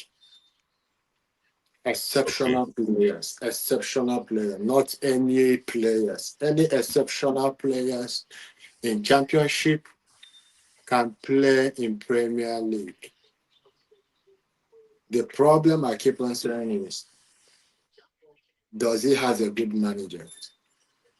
Does his management? Does he have a good management? Yeah, I think that's a very big point too.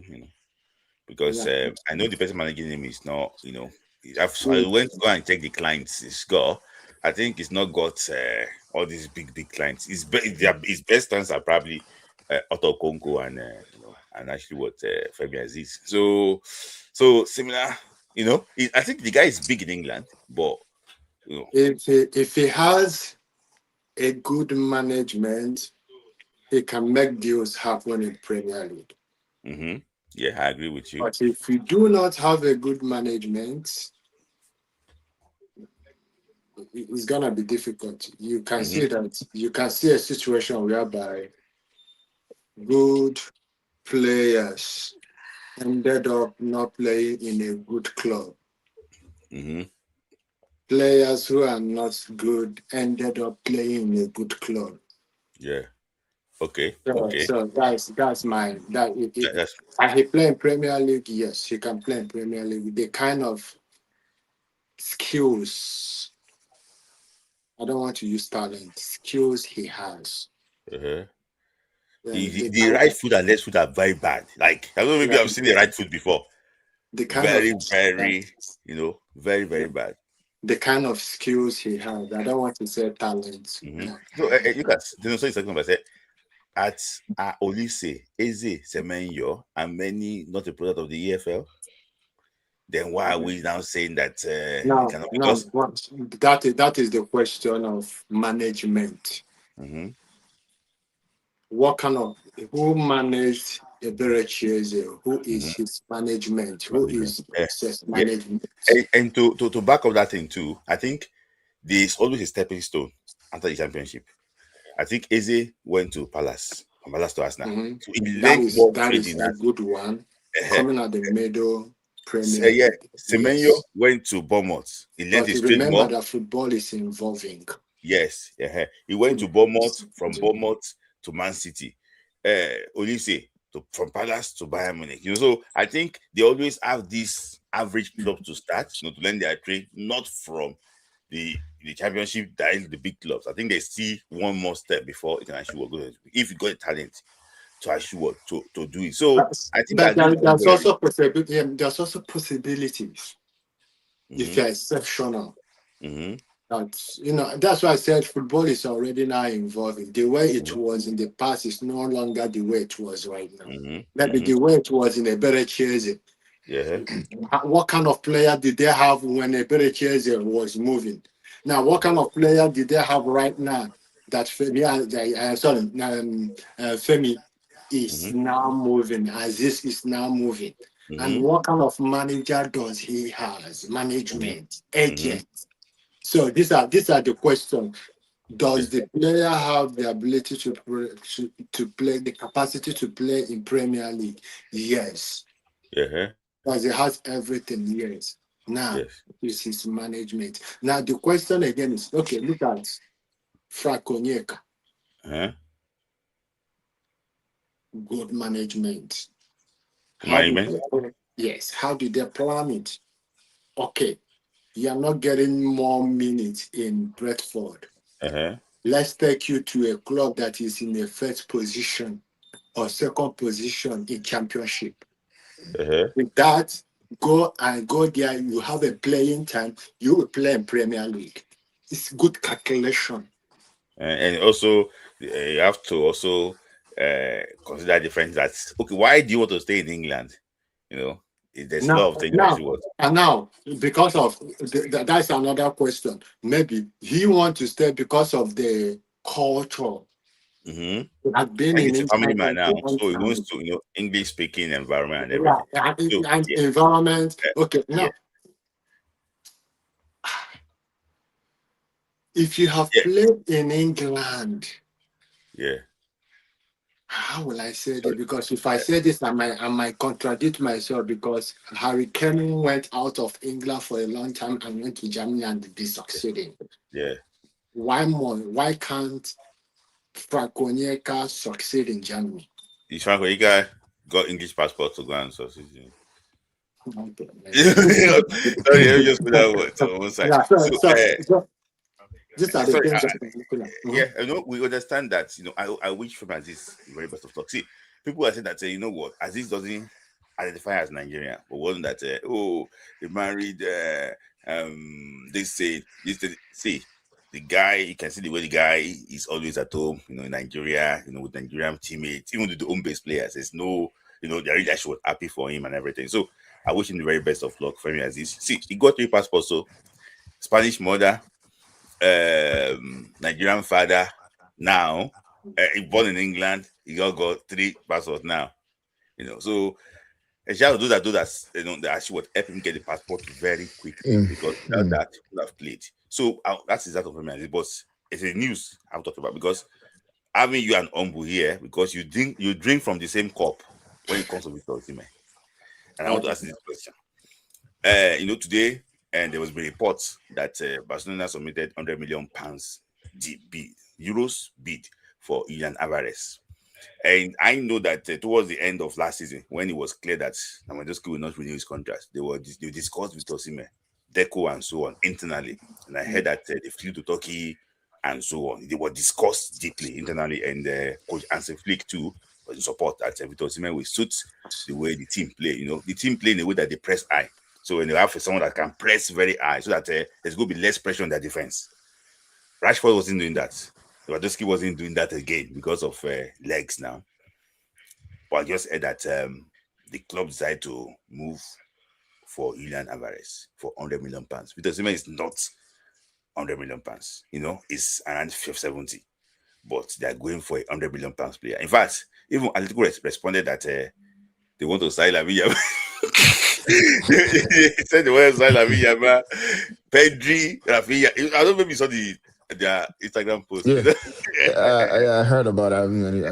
I saw this was on Instagram post. They responded, say they are signing these people too.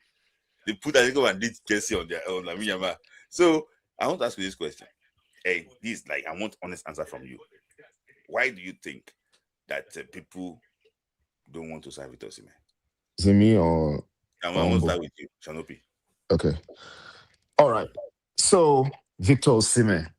And another thing is that, let me say this. It was also discussed internally before they signed Gyökeres.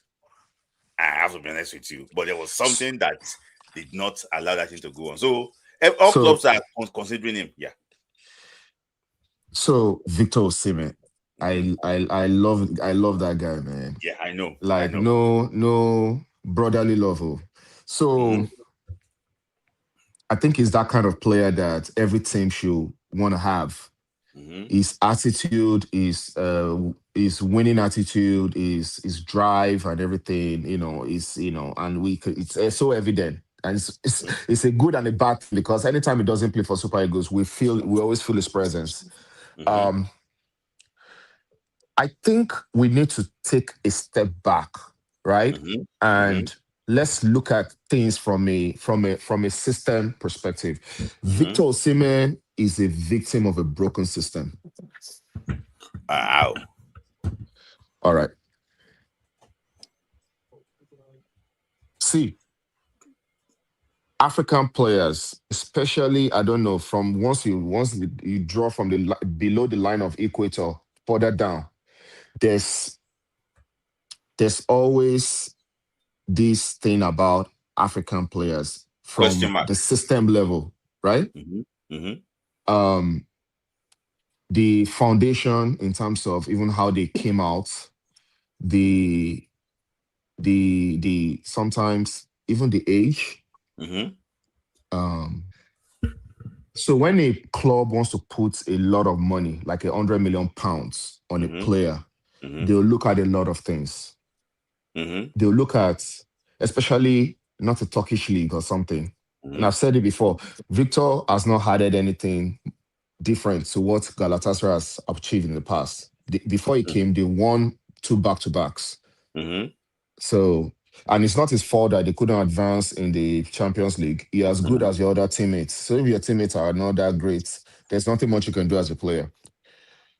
See, for a club to put in £100 million on a player, they will look at different factors. They will look at the age. They will look at your history, injuries. They will look at your availability. Like, for example, the AFCON, for example, when you are playing hot games, like when the team really needs you and you're paying £100 million, you now go to AFCON for 1 month. A lot of this team don't like it. They look at all these factors. They look at your, okay, for example, now, Victor Osimhen, I think, how much does he make right now in Galatasaray? Is it, I think it's a lot. like 300,000 pounds or something per week or euros per week. You are putting 100 million down for a player. You are not paying the amount of wages, but when they look at certain factors and they find out that some things don't check out and it doesn't meet their conditions, they probably wouldn't want to invest in that kind of player. That's the thing about Victor Osimhen. It's not that he doesn't have the talent, but certain things do not just work in his favor at this time. And a big club like Barcelona, they probably would not want to take that gamble on him. Look how many injuries did he have this season for Galatasaray? And if you remember, anytime there's AFCON, Victor doesn't score a lot of goals for his club. Because if that comes back with injury, he has some recurring injury, blah blah blah blah blah. He will still score, but he will not be the highest goal scorer. Right? So when clubs look at certain factors and they do not check out, obviously before any team will buy a player, they will have some standards that they've set. They will check if that player has met those standards. If certain things are like, we're not sure, they will not go ahead with it. I still feel Victor Osimhen is a victim of a broken system. And that broken system is the environment he's coming from, which is Africa, which is Nigeria. Okay. So before I go somewhere, what do you think? Do you think that so this is like the best that Victor can do? Or we have to just say that this is our new reality that Victor Osimhen, this is the best he can actually do. This is a limit.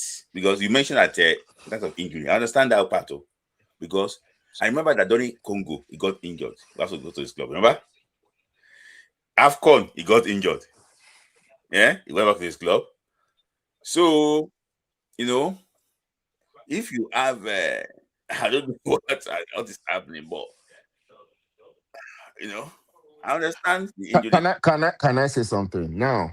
If we put another player with the same conditions of injury prone, blah blah blah, we can't put the age there because in other climes, when you say you're 19, you're 19. So let's say we even take out the age thing and we just put in injuries and availability. I think in another climb, Victor Osimhen would have been bought by now. He would have been bought by now. As a matter of fact, when he left Napoli, that price down of Chelsea and all those things, it would not have gone to Galatasaray. It would have gone to a bigger club because it was coming right off a team that just won the Scudetto the previous season. And he played a huge role. He was instrumental, right, in that. So if you look at it, technically, it should be a hard cake. It should be going to like the top 3 clubs in the world. But why did he go to Galatasaray? Because of these factors. If he was a Victor Benjamin or Victor Gordon, he will go to a top club. Yeah, if it's a lot of these things, and I'm not implying anything, a lot of these things are subtle. They will not say it out. You don't know what they're saying. They are implied. So you have to read between the lines. And I hope he gets to a better club. I'm not saying this is limit. That's not what I'm saying. I'm just saying the reason why there seems to be like a stall where people are questioning why he's still at this, like Victor should not be where he is. He should be in a better place. Is because of this thing. I'll give an example. The treatment Sadio Mane got in Bayern Munich. If he was a different player, they will not sell him like that quickly to Saudi Arabia. Because when he got there, he was getting paid, the wages were high. Yeah. And he didn't settle in real quickly. Then he now went to, is it slap or punch this other guy? Sane. Sane, yeah.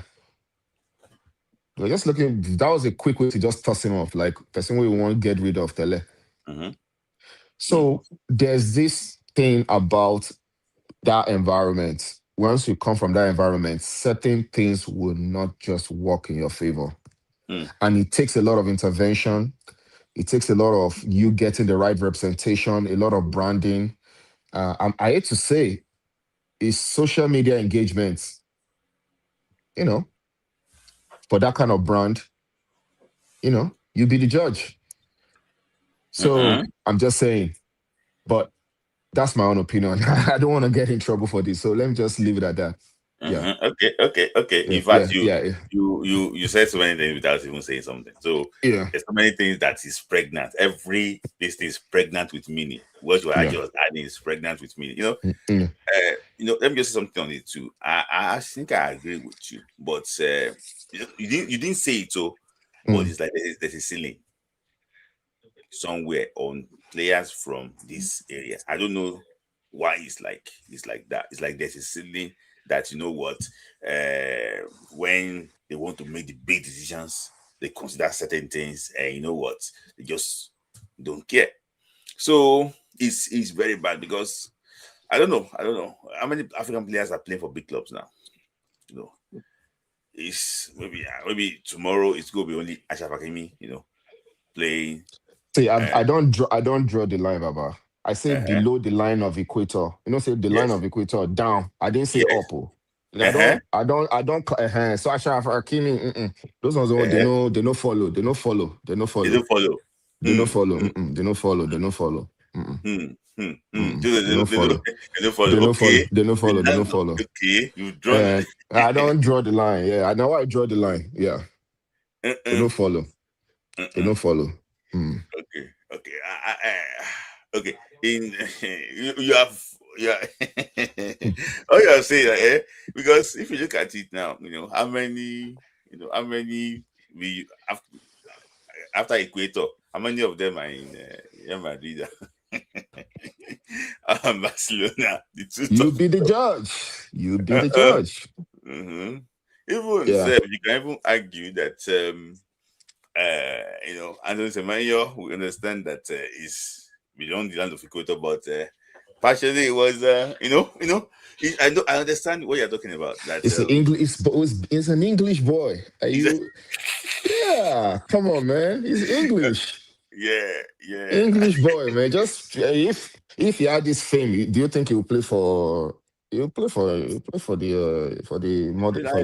yes now. But he didn't know. It's a miracle. His growth is should be studied in Harvard. Yeah. Okay. I don't want to go. I want to say. I want to just find out. So let me hear from Ombu. Ombu, I can see you, Damola. I'll bring you on later. I'll bring you on, Damola. So Ombu, you want to say something? Because you're smiling when Sholopi discussing. Okay, Swiss, let me ask you this question. Let me ask you this question. Do you want them to buy Osimhen 100 million and pay him 120,000 weekly? See, let me tell you something, Ombu. I don't care about what Osimhen has. See, Ombu, I also say that. What I care mostly about is that I want to see Victor Osimhen play football. There's something that normally excites me and call me when he score in the big game, the Nigeria International. When they say that, there's some things that chill, when they come from my body. When they say the Nigerian International, when they mention that name, something they enter my body. Say, that is what I want. Okay. Now, I don't want to hear he swear against Karagugu. This thing, I don't want to, Now, football now is all about business. It's no longer. It's all about both business, passion, money. Now, when you look at Victor, what is football for you? Football before. Not no, I'm talking about you. There are two dimensions in football for me right now. Before, I said football is passion. Now, football is a business. For you, are you football? I am coming. Now, because number one, does he has a family? Yes. When owner of a club will come and say that soccer supposed to be playing, maybe total of soccer will be 45 minutes. No longer 90 minutes. It becoming a business. Football right now is a business. It's no longer a passion right now. Now, when you talk about Victor, how many clubs has come for him right now? How many black players are in Barcelona? No black player. Victor and Alvarez, who was the first person that Barcelona approached? Victor. No, Alvarez. They discussed Victor before Alvarez. I'm very. No, Alvarez was the first. Victor was an option. Yes, okay. Alvarez You're right. You're right. Victor was an option. Mm-hmm. Then what are we talking about? Who is on the line? This is just a first signing. I don't even care about Barcelona. There are so many clubs that are already there. Arsenal is in line. Madrid is in line. PSG is in line. The only thing we are hearing is sorry, let me just answer something. If Arteta sign Victor, I will give away of maybe $30. It's not all about Arteta. It's not all about Arteta. It's not all about him. It's all about the club. He cannot. He's got power. See, Arteta got power on players that he wants. Smith, let me tell you. Mourinho was like an Arteta in Chelsea. The owner of Chelsea went and buy Shevchenko. I want you to think about it. The owner of Chelsea went, regarding about what Mourinho wants, went and buy Shevchenko. Arteta must say, oh, this is what I want. Owner must say, we are liking on this area. We want this person. Allow us to do this. That is acceptable. What did Mourinho said about Victor? If I go to a club that have big money, I will buy Victor. Now the question is, both of us, we don't know whether Barcelona has approached. Victor declined. There is a possibility that Barcelona has approached. And Victor declined. He declined. Because there might be an option. PSG is already there. I don't want, but PSG is already there. But we don't know. The only thing we know is that you may not see him on. There's something he did through that we, both of us, we don't know. We might be depending on what is on the news. But there are some internal things that might happen. Say, okay, let's go this. Barcelona is just a one club that want to do things before pre-season or this. I don't want Barcelona not buying Victor become a case. Or we now begins to use it as a measure of this is a problem that is going on. This is a problem. If we are not talking about this is a problem, and Real Madrid came now and buy Victor, then what do you think that will happen? So no, this is not an anomaly. This is not an anomaly. The reason why I bring it on is because see, year by year. Now it's not his fault. I'm coming, homeboy. We're praying that if we had played in the World Cup, a good World Cup year might probably, you know that after a good World Cup year, big player always move. We know about James Rodriguez from Colombia. He moved there. In 2018, I don't know who moved again. Like there's this always from that money. Actually, what happens when a player, Enzo Fernandez moved after Qatar to Chelsea. So we see that all these things. So it's not as if this is like an anomaly. We've seen this one in the past. That in the past, what happened in the past? That is the question we need to ask ourselves. Yes. What did Napoli did to Victor? Yes. No. We don't want to go. No. I'm talking about. Let's talk about Victor. I'm coming to defend him. Let's talk about him. I want I'm coming to I want to listen to what Shonopi said, so that we don't just take it personal. See, let me tell you something. The two of you were there, I normally speak to Shoshonopi in the background is Victor Osimhen. I will not lie to you. And this talk is if Osimhen don't score now, you don't tell me say, this Victor, but is Victor Osimhen. That's why I said that two of you are drinking from the same cup. That's why I said it. If you remember. So see, you both care for Victor Osimhen. What I'm just trying to say, basically here, it's not as if we're trying to talk down on Victor Osimhen. I like Victor Osimhen. Is that we all want our best players to play in the best league, and when you can agree with me, I don't know maybe that Turkey might not be the best. See, when they say Fenerbahce wants Kevin Bassey, I screenshot that I was rebooking it, say it not go happen.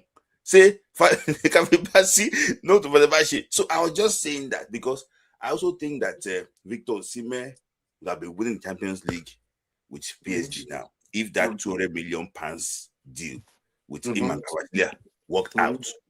So we don't want him to just say, okay, you know what? It's just say, oh, we're going to win Turkish League or Turkish League. Kalu Uche was probably one of the best players in Turkish League at one time. I don't know, maybe you know Kalu Uche.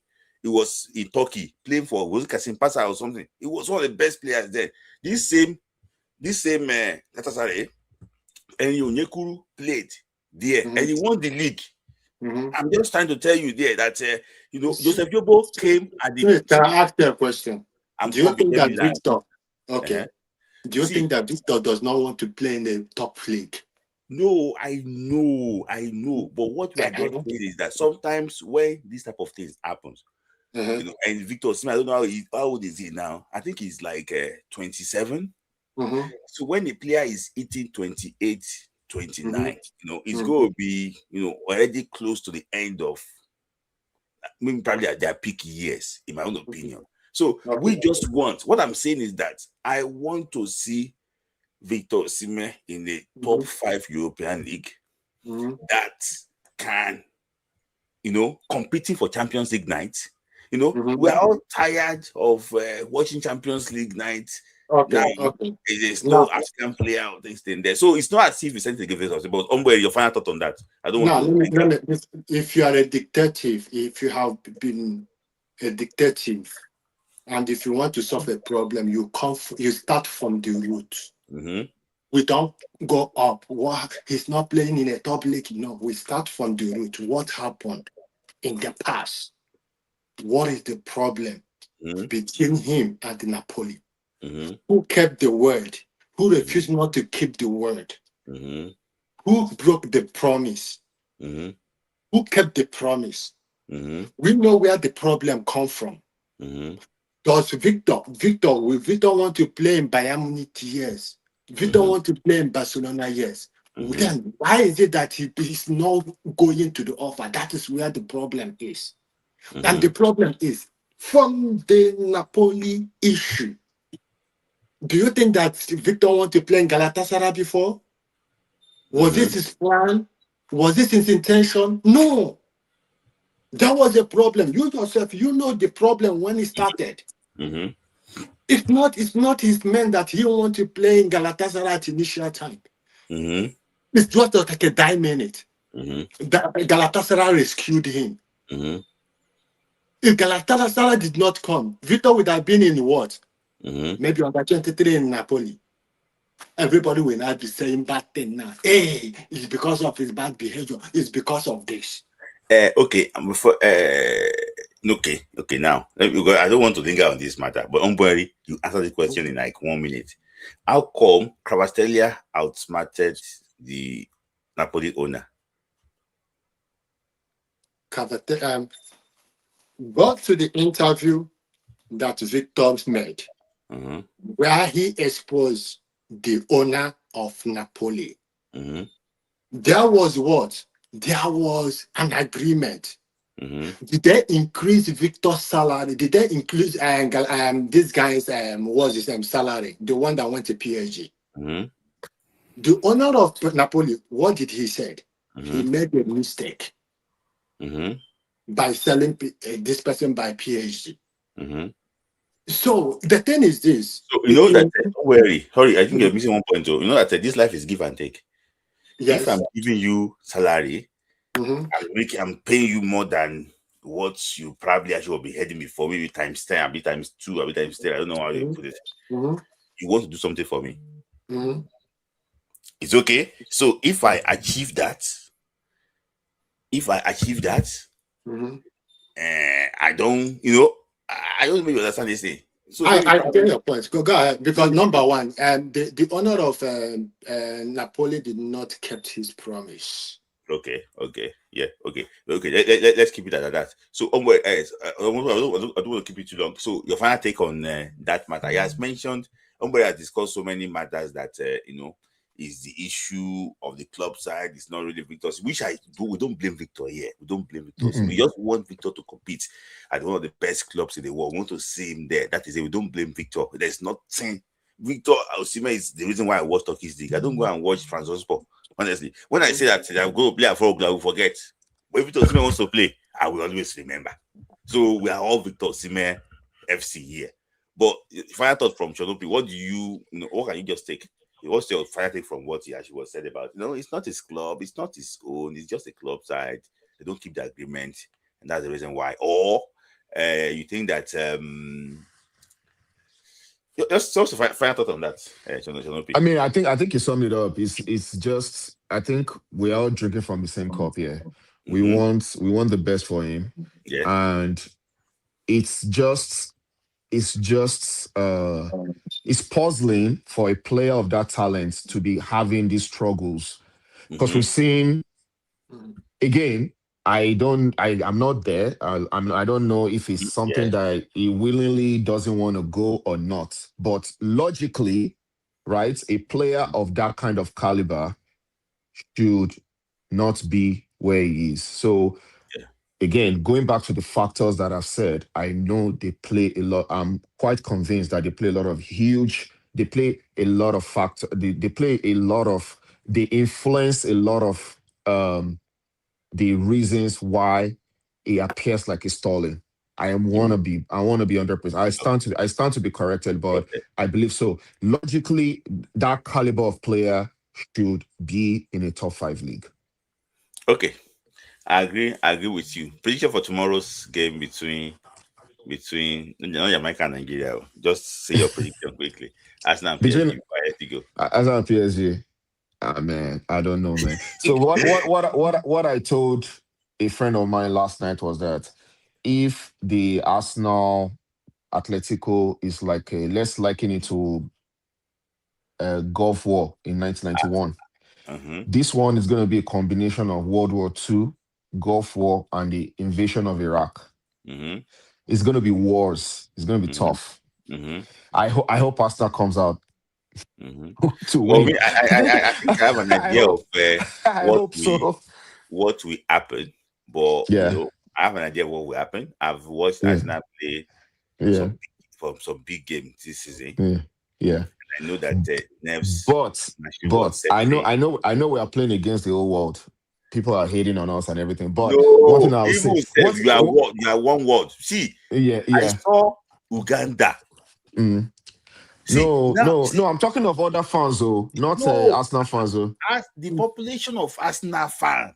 If not more, yes. See, even Nigeria against Zimbabwe, people go Arsenal fans, Arsenal just to go and watch that game.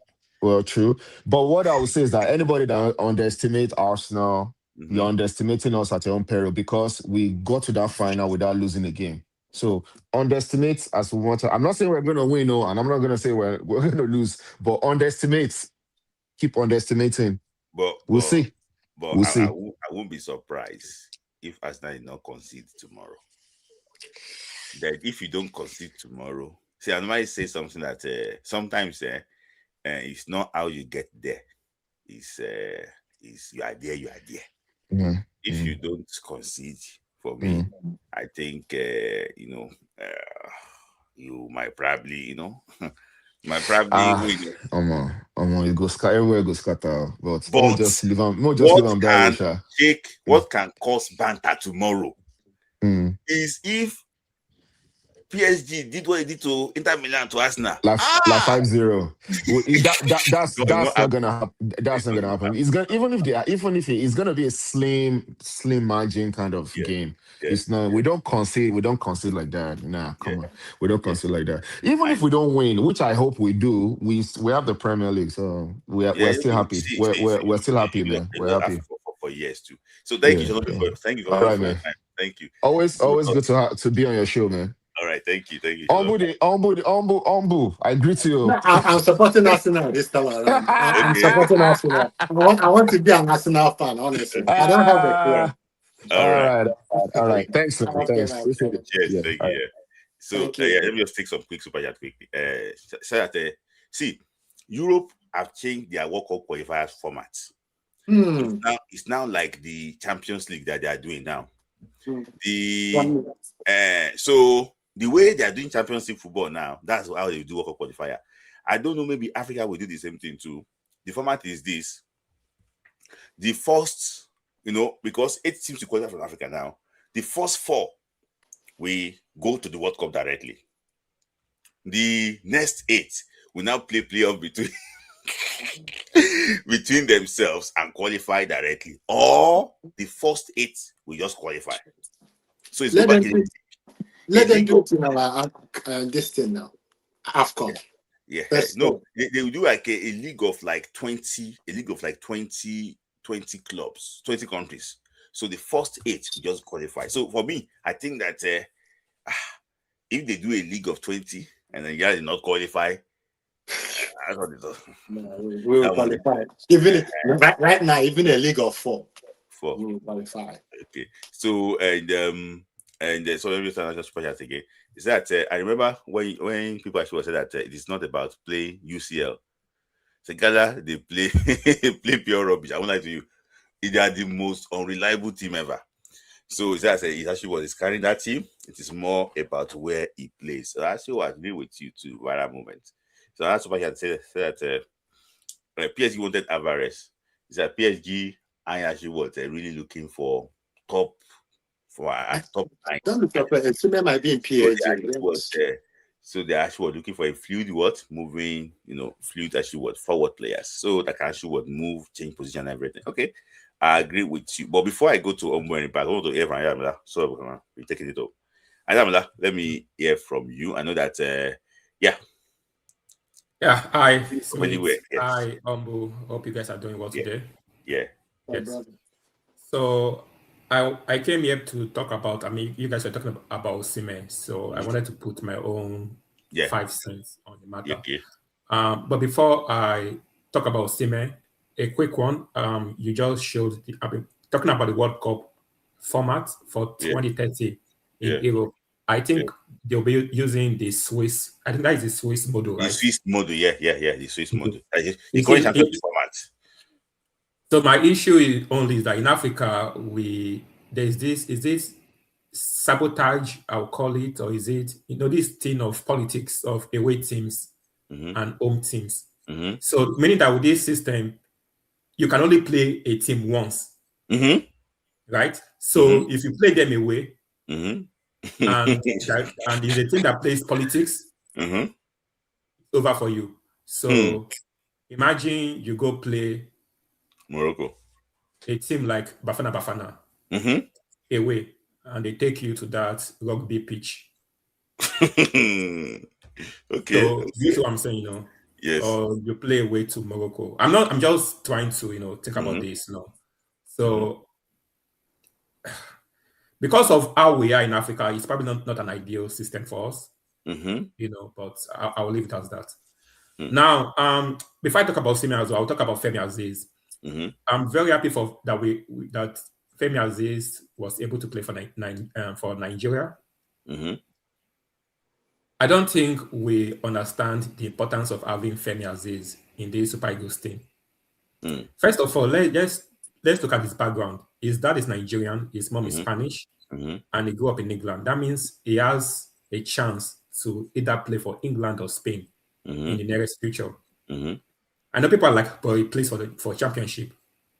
All Femi Aziz needs to do is to go to the APL for one season, have a breakout season, and Barcelona can come for him. Mm-hmm. And then when Barcelona come for him, they will now remember, wait, is Mama now Spanish? Come play for Spain. Do you get it now?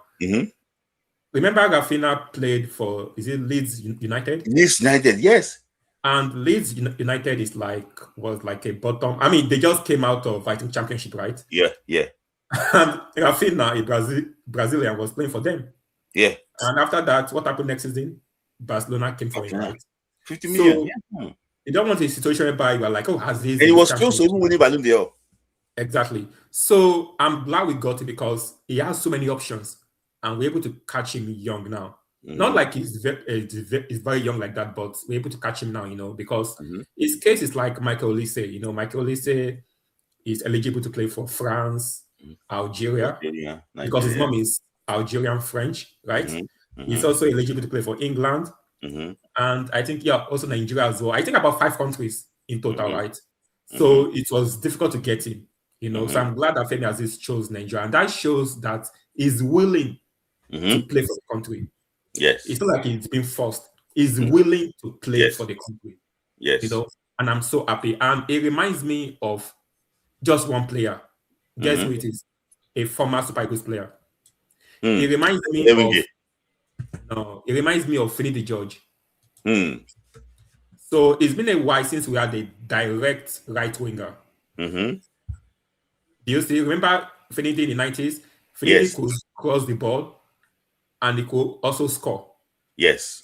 A lot of time our wingers, they are so predictable. All they try to do is try and do the inverted. I'm not trying to call names, try to cut in an inverted way, and then the opposition catches them. So when you have a winger that plays just one style, it's easy for the opposition to get them.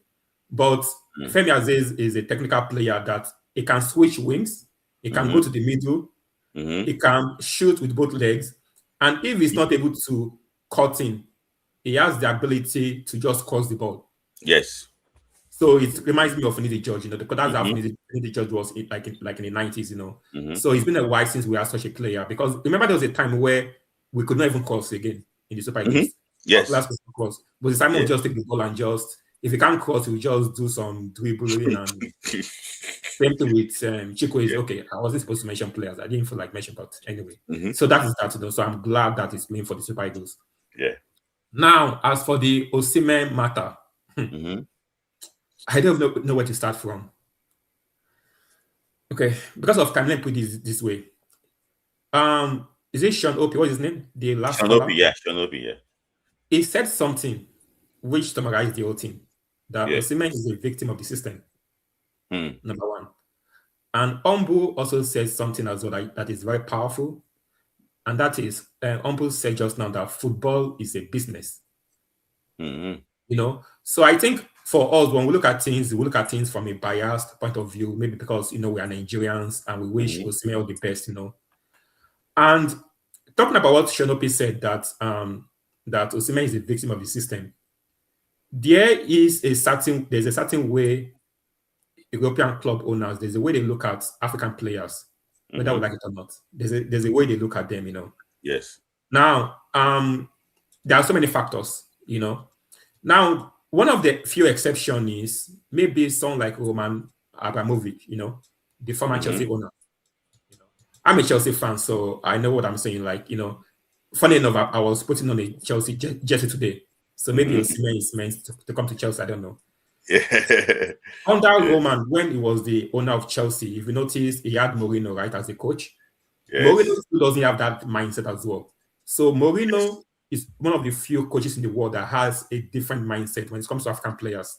And that's why in Chelsea, we had Drogba, we had Solomon Kalou, we had all these players, players who were physical, and they did not have any prejudice towards them. So they were able to flourish, you see. But those days are gone. There's a lot of politics now that comes into play. Now, I don't want to go deep into this, but we all saw what happened with Osimhen, even when he got to Napoli, and the issues that happened when it was even at Napoli. I would say quickly that one of the few coaches that might want to get Osimhen is maybe Mourinho. you know. But that is if Mourinho wants him. But now there is an issue of the World Cup as well. So it also depends on what goes on in the World Cup. If you have a player that goes to the World Cup now and scores maybe 10 goals, I don't know, 15 goals. Now that there are more games now in the World Cup, people might be saying, let's get this player in, So this is the right time for Osimhen to move to a bigger club. But now let's go back to the foundation of where this issue is, He's a victim of the system, I believe that, Now, when Osimhen went to Napoli, so many things happened to him, right? Now, before I get to that, let us look at Osimhen as a player. You have to ask yourself the question, Smith, if you're a club owner, right? You are not, let's say you're not Nigerian, you don't have any bias towards Osimhen, you're a club owner. Yeah. Would you buy Osimhen for £100 million and then willing to also pay him like £300,000 at the moment? Would you be willing? You see? So that's why I say let's take away sometimes I try to look at things from a logical perspective, right?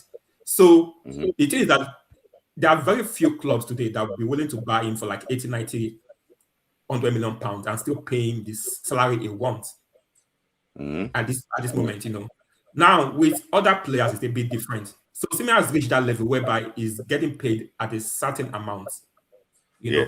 So that itself is an issue, When he was at Napoli, one of the issues that Osimhen had was, and I think this is a problem with a lot of African players. Maybe it's because of this anxiety of not wanting to be out of contract. As an African man, as someone coming from poverty, sometimes maybe there's this thing of, I don't want to run out of contract though, because if I run out of contract, there's that, maybe that's Osimhen was not supposed to sign a contract extension at Napoli.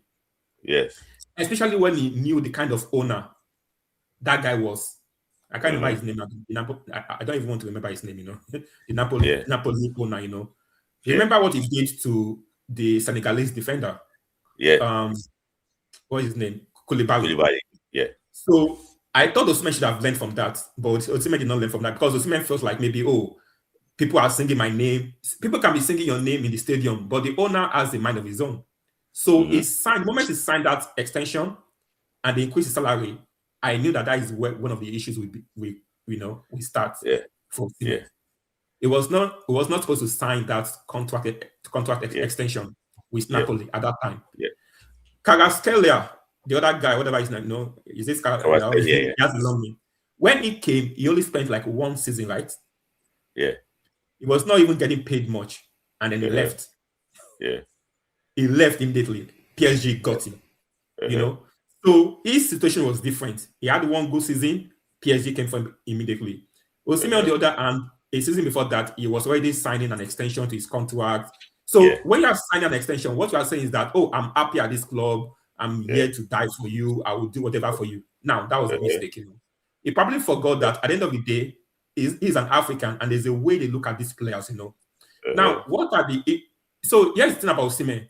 You have to look at Osimhen in a holistic way. Yes, he's a good player. He's a great player. But there are some limiting factors affecting Osimhen. Number one is injury prone.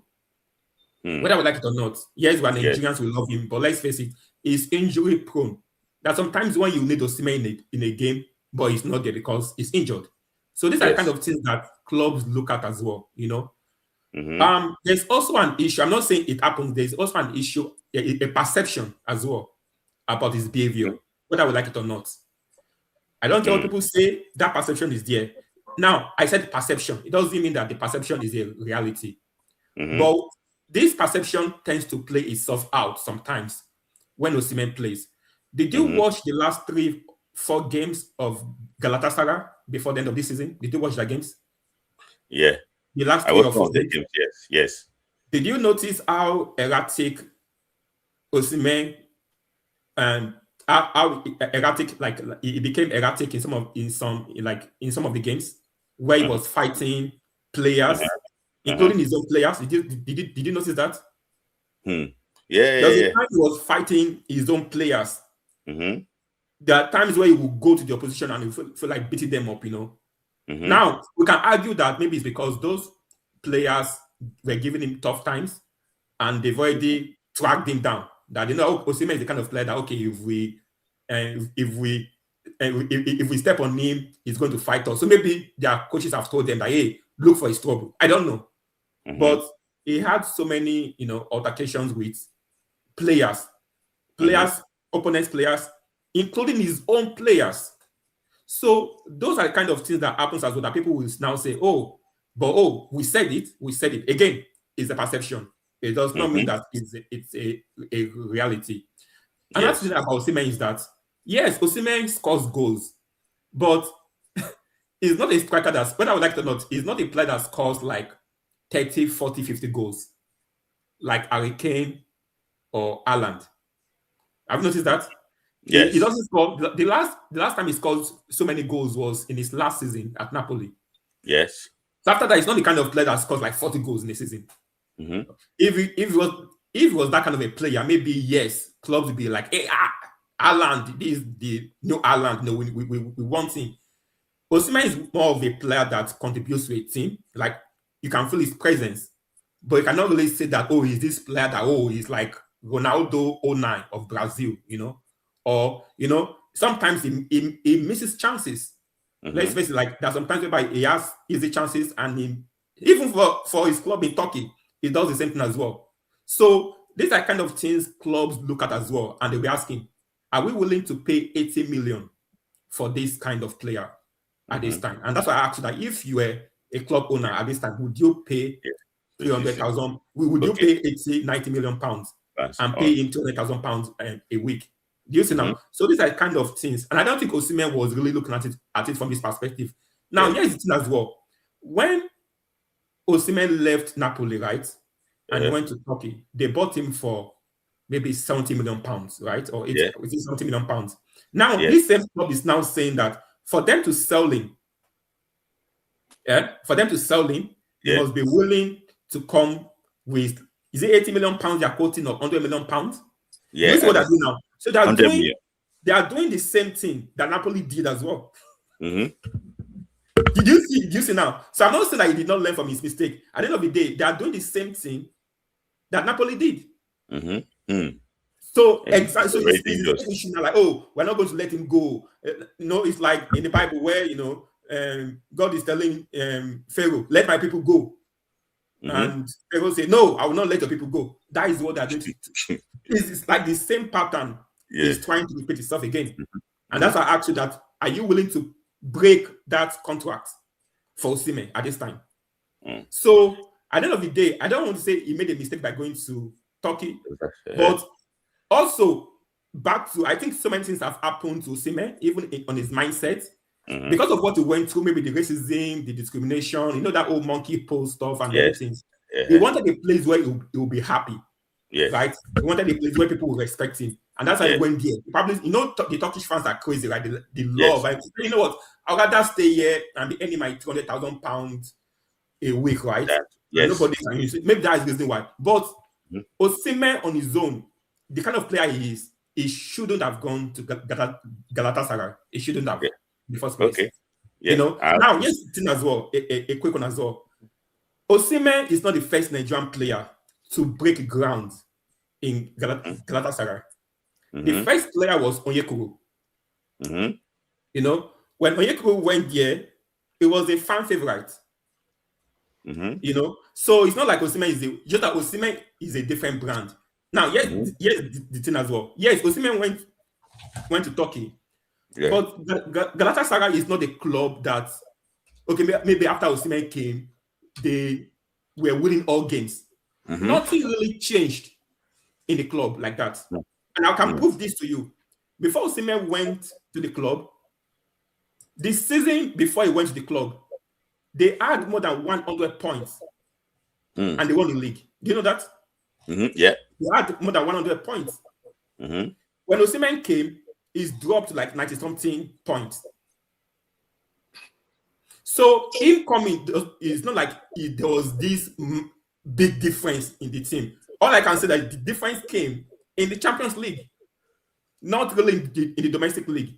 Now, this season, they only had like 70-something points. Do you see what I'm saying? They only had like 70-something points.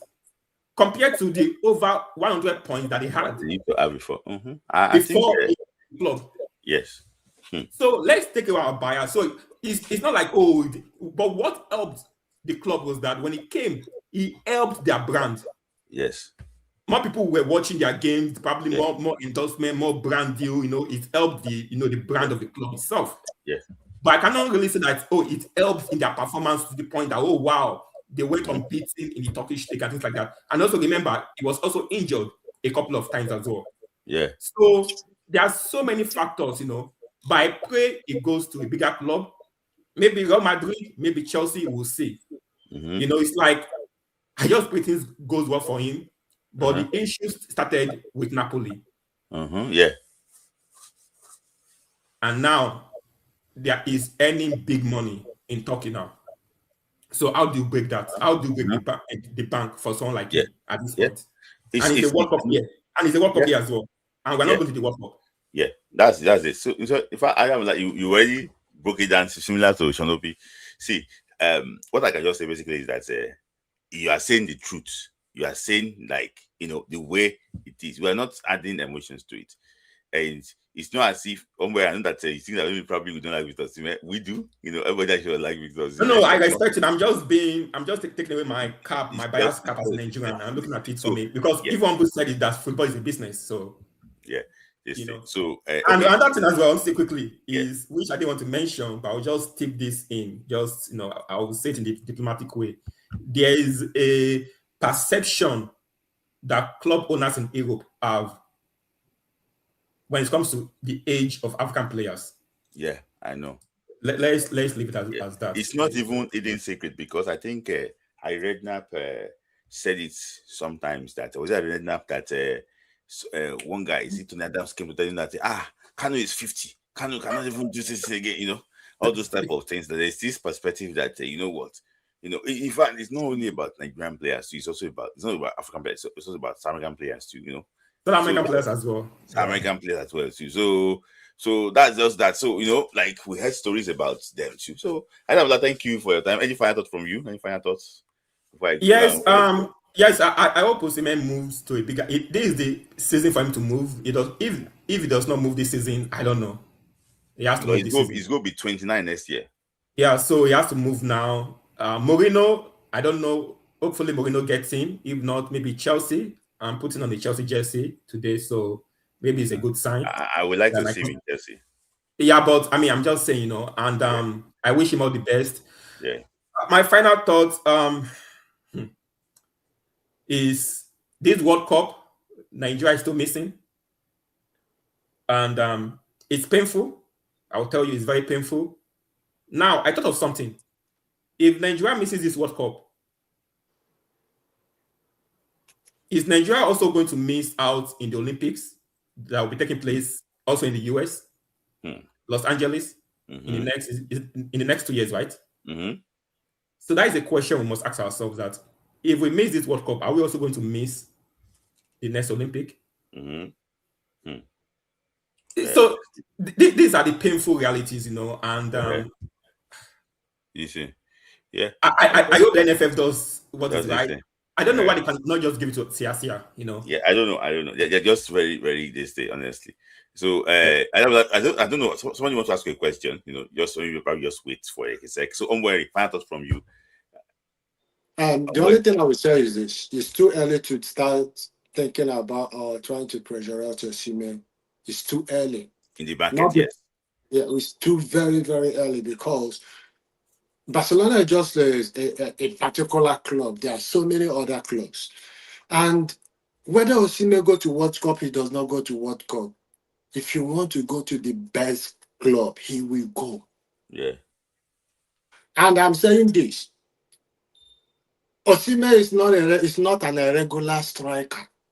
If you do not have the money, do not come. Okay. If they say 100 million, that is it. And do not reduce his wages. Rather, stay in Galatasaray and end up. Okay. I do not care whether Madrid, I have moved up to that school of thought. Yeah. Has he done well to himself? Yes. Yeah. If Barcelona, if Madrid don't have the money, don't come close. Yeah. If PSG don't have the money, don't come close. Yeah. It's not because of this. Because of this, I want to reduce my wages. Why am I reducing my wages? In order to play in a big club. Why am I playing in a big club? Yeah. These are the questions he needs to ask himself. Yeah. That's my own thing. That's my own philosophy. Yes. My own philosophy is this. If you want to see me, respect him. Yes. He's an exceptional player. He is. Yes. That is number one thing. Yes. Barcelona, that's okay. What did Mourinho say? If I have money, it's a psychological answer. If I have money, I will buy Osimhen. Okay. Okay. Which means it's a treasure. Now, okay, let's look at what happened in Napoli. When you go to the what happened in Napoli, but Omberi, what I just say basically is that he should make the best decision for himself and also for his family too. At his right now, Smith, Osimhen cannot go down. I want you to know this. Osimhen cannot go down in order to play in a big club. If a big club wants Osimhen, call for negotiation. Yes. Don't start because of he's from Africa. I don't like that language. Now, if we use a back system, that is happening to Osimhen, it might happen to Femi Aziz because of his playing for Nigeria. A club might come and say, he's playing for Nigeria. AFCON might affect him. I know what I'm saying. That's why you see. That's why I do not want us to go into that bad system. If somebody have done well to himself and the club sees it and they will benefit from that person and he will benefit from the club, let us go. Because if we use African factor bad system, I'm telling you, it will affect the one from abroad that's coming to play for Nigeria. Yeah. I agree with you, Omberi, to some extent. But Omberi, thank you for your time. Thank you for saying something quickly to Ombu. There's a saying. There's a saying in life, right, that we cannot eat our cake and have it at the same time. Sometimes in life, you cannot eat your cake and have it at the same time. It's okay if Osimhen wants to stay in Turkey, right? It's okay for me. You can have the money. It's fine. And also, if the club tells him that he has to lower his wage or whatever, it's also okay for that club as well. One thing I would say is though, and another thing, let us also remember, Osimhen is not 24 years. It's not 23 years. Okay. If Osimhen is 23 years, I might consider him to reduce your wages. If Osimhen is 22 years, I will consider him. I will not at this point. If I see Osimhen, I will say, do not ever try to reduce your wages in order to please a club. Don't try it. But tomorrow, right? I won't give a warning. Tomorrow, if he stays in Turkey because of the wage, whatever, tomorrow, when we start having the argument of who is the greatest Nigerian player ever, it's Osimhen. It's Osimhen.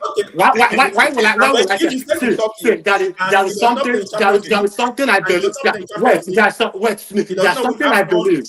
There's something I believe. Charity begins at home. Rashidi Yekini did not play in the top club, but he is the greatest in Nigeria. Those days are gone. It's now. Osimhen is the king in Nigeria, whether we like it or not. I do not care about the club. All I know is that is he doing well in AFCON? Is he scoring goals? I do not care.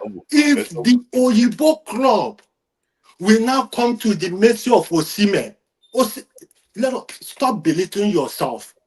And this is something that Nigerians are doing in abroad. And that is the problem. If you know your value, no, it's fine. As I am now. No, Omberi, because we keep on stretching. If Chelsea want to come, yes, let them come. Yes, Omberi. But don't say because of you are waiting. No.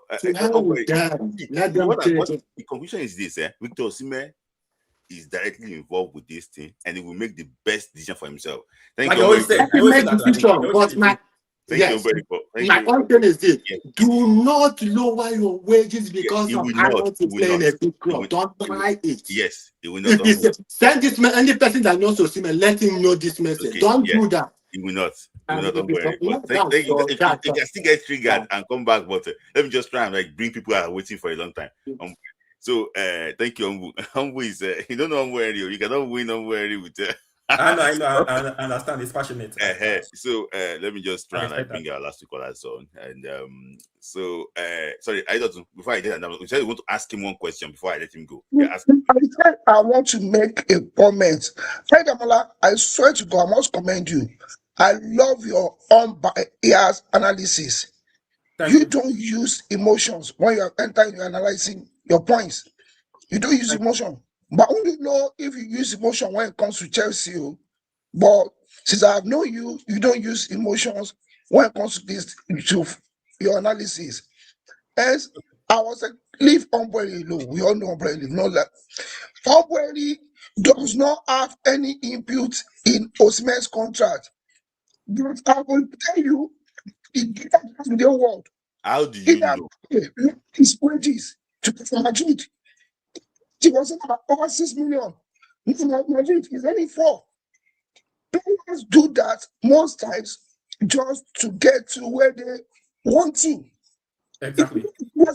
Mathematics. We are able to perception that he knows wages. He did that. Players do that just to get to where they want to get to. So it is not your worry that will tell Osimhen not to wear his wages. If the young man wants to move to a better big club, he will do that. If he wants that, he will do that. Stop using emotion. You're my friend. Don't use emotion. That's just it. So I'm just saying, we love Osimhen. We all want him to play in a big league. You know, don't like me. I like to see, if you don't forget the past, you'll be able to move on. Forget whatever happened at Napoli. Like I said, Galatasaray is trying to do the same thing too. But they might not be able to do that for long because they will owe you money. Then the young man will have a very good ground to live there. It's been like, this is World Cup year. If there are top strikers, I just bring World Cup. He might, advance chances or moving to a very big club. You might have choose the biggest. There were two for some big players. One came out. Nobody coming into Madrid. See, at this like the players, they are not as expensive as Osimhen. I'm telling you, close to go for them. You said to club owners, football is about business. But to players, to players, football is about knowledge. Hold on. Let me just share on that. Let me share that to actually what you. So see, your points actually was well taken in, and you know that we always we tackle you anytime a cause of Victor Osimhen, Unwary does not actually what job. But let me thank you for your time today. Thank you, for your time. So I won't keep. Thank you very much, and thanks for your comment, Adedotin. Yeah. Thank you. Yeah. So, continue. Sorry. I have to continue quickly. So we'll go out. Players, at this coming World Cup, he might even affect chances of moving to a big club. You saying this, you stay in Galatasaray. I'm not trying to run down Galatasaray. See, but it should put a stop to his rating. It would be rated among the greatest strikers. For Marseille, and he did really well. He did really well with Chelsea. Before he moved into China and Turkey. Okay, I'm trying to say is this. Do you want somebody to ask you a question or you don't want to? Just So I like to build my own logics. I don't like to put on emotions. People will be using emotions. You know, I'm studying now. Because this are reduced his wages on paper. So it doesn't have value. So let's just leave Osimhen matter. Yeah. Now it's not important. See, so we have been in football for long. We know these are footballers. Reduce our wages just to get to a big club. So people say, how to reduce wages? And they let you stay in Turkey. You just stay in Turkey. We want to be, we want the best. We want to make plan for 5 weeks. Let's go about talking to them and show he's not there. Don't I say, but they are talking. If they were in Usman's shoes, they would reduce our wages to people from Madrid. Yeah. So, I don't use emotion because football. I love this young man for a long time, for long. They're not a baby in football. Yeah. Okay.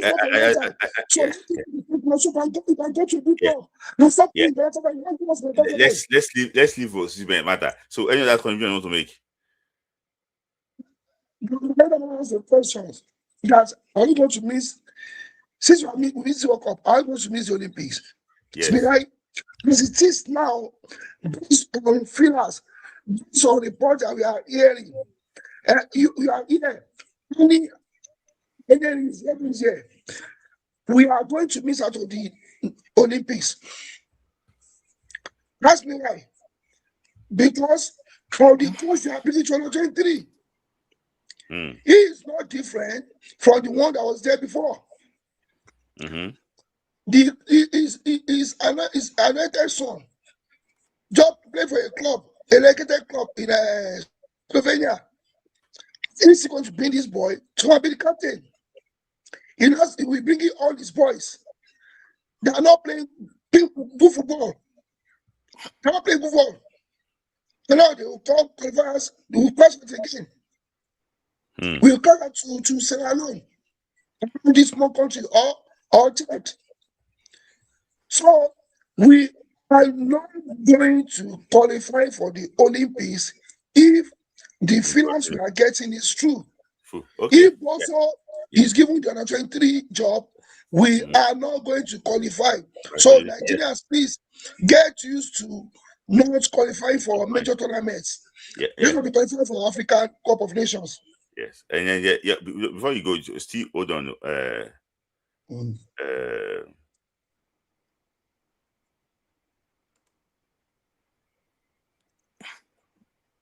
Oh, thank you. Thank you. So people are really liking Nigerian football. Somebody just send me a message that, you know what, if the coach, as 17 coach, needs support, so just send me a message. Shout out to you that you are listening to me here now. Say, I will also contribute to help. That's sort of very good. So if the coach is listening here, people will support you. I know to don't go yet though, because you also have questions as to answer as usual. And you're not prepared yet though. I keep on catching you. Oh no, wait. Really quickly your thoughts before we already get. Yeah, sure. Thank you so much. So I know you have a lot to say, but let me start from the Osimhen issue and to some point that some earlier callers has raised. It has been my point for the longest. I'm not saying there is no fault on our end or maybe on Osimhen's end, but it's been my point that there is a political issue between Europe and you see, they can decide to help whoever they want to. Statistics is just an excuse. Forget this thing. Look, you would gain more playing for the top clubs in Europe than you would gain more. That's from it. Is the fact as an African. You understand? It's not. There is no. Maybe if you are looking at the North Africans, maybe it's a bit different. You understand? We are seeing this guy today. What's this player? That used to play for Chelsea. He went back to Morocco. Yes. Yes. You understand? And in fact, them playing in Africa it lowers them a bit. That's why you see sometimes Morocco would say he wants to join Europe. They want to play with, because look, North Africa to some extent they're a bit more organized, and they feel the sub-Sahara Africa not organized. There is a political issue right there. Someone analyzed how much Senegal was making from selling its players abroad versus how much they turn around when they turn around those players. So it's a big problem that Sub-Sahara cannot develop its talent. You see, there was a time when you said you guys talked about Saudi Arabia, and I supported it. Looking from the political side, if Saudi Arabia leagues was doing well, it's good for us in Africa. You understand? Because it's a competition for Europe, against Europe. You see the power they hold. You understand? The power they hold. I remember during the last election when Europe stepped into the picture and they brought out Gianni Infantino, who I believe was a lowly candidate after what Sepp Blatter has done. It was so easy for him to win. You understand? It was so easy for him to, although this time they had to do what they've never done before by eating from the same plate with African leaders, and they decided to sideline Asia a little bit and concentrate on. But you could see the power play. You understand what I mean? And now, well, now Gianni Infantino is a bit more different. He doesn't want to. Europe is not empowering Europe as much. You understand? That's why he separated one of the things he has done, separated the Ballon d'Or from the best player in the world. You understand? Which was important because Ballon d'Or is a European award. It's not it's not a global award. You understand? The global award is always been the best footballer in the world. You understand? So you could see there was some shift in that extent. I know people may not agree with me because at least the fan fiction is that you want to enjoy the best football. You want to watch it.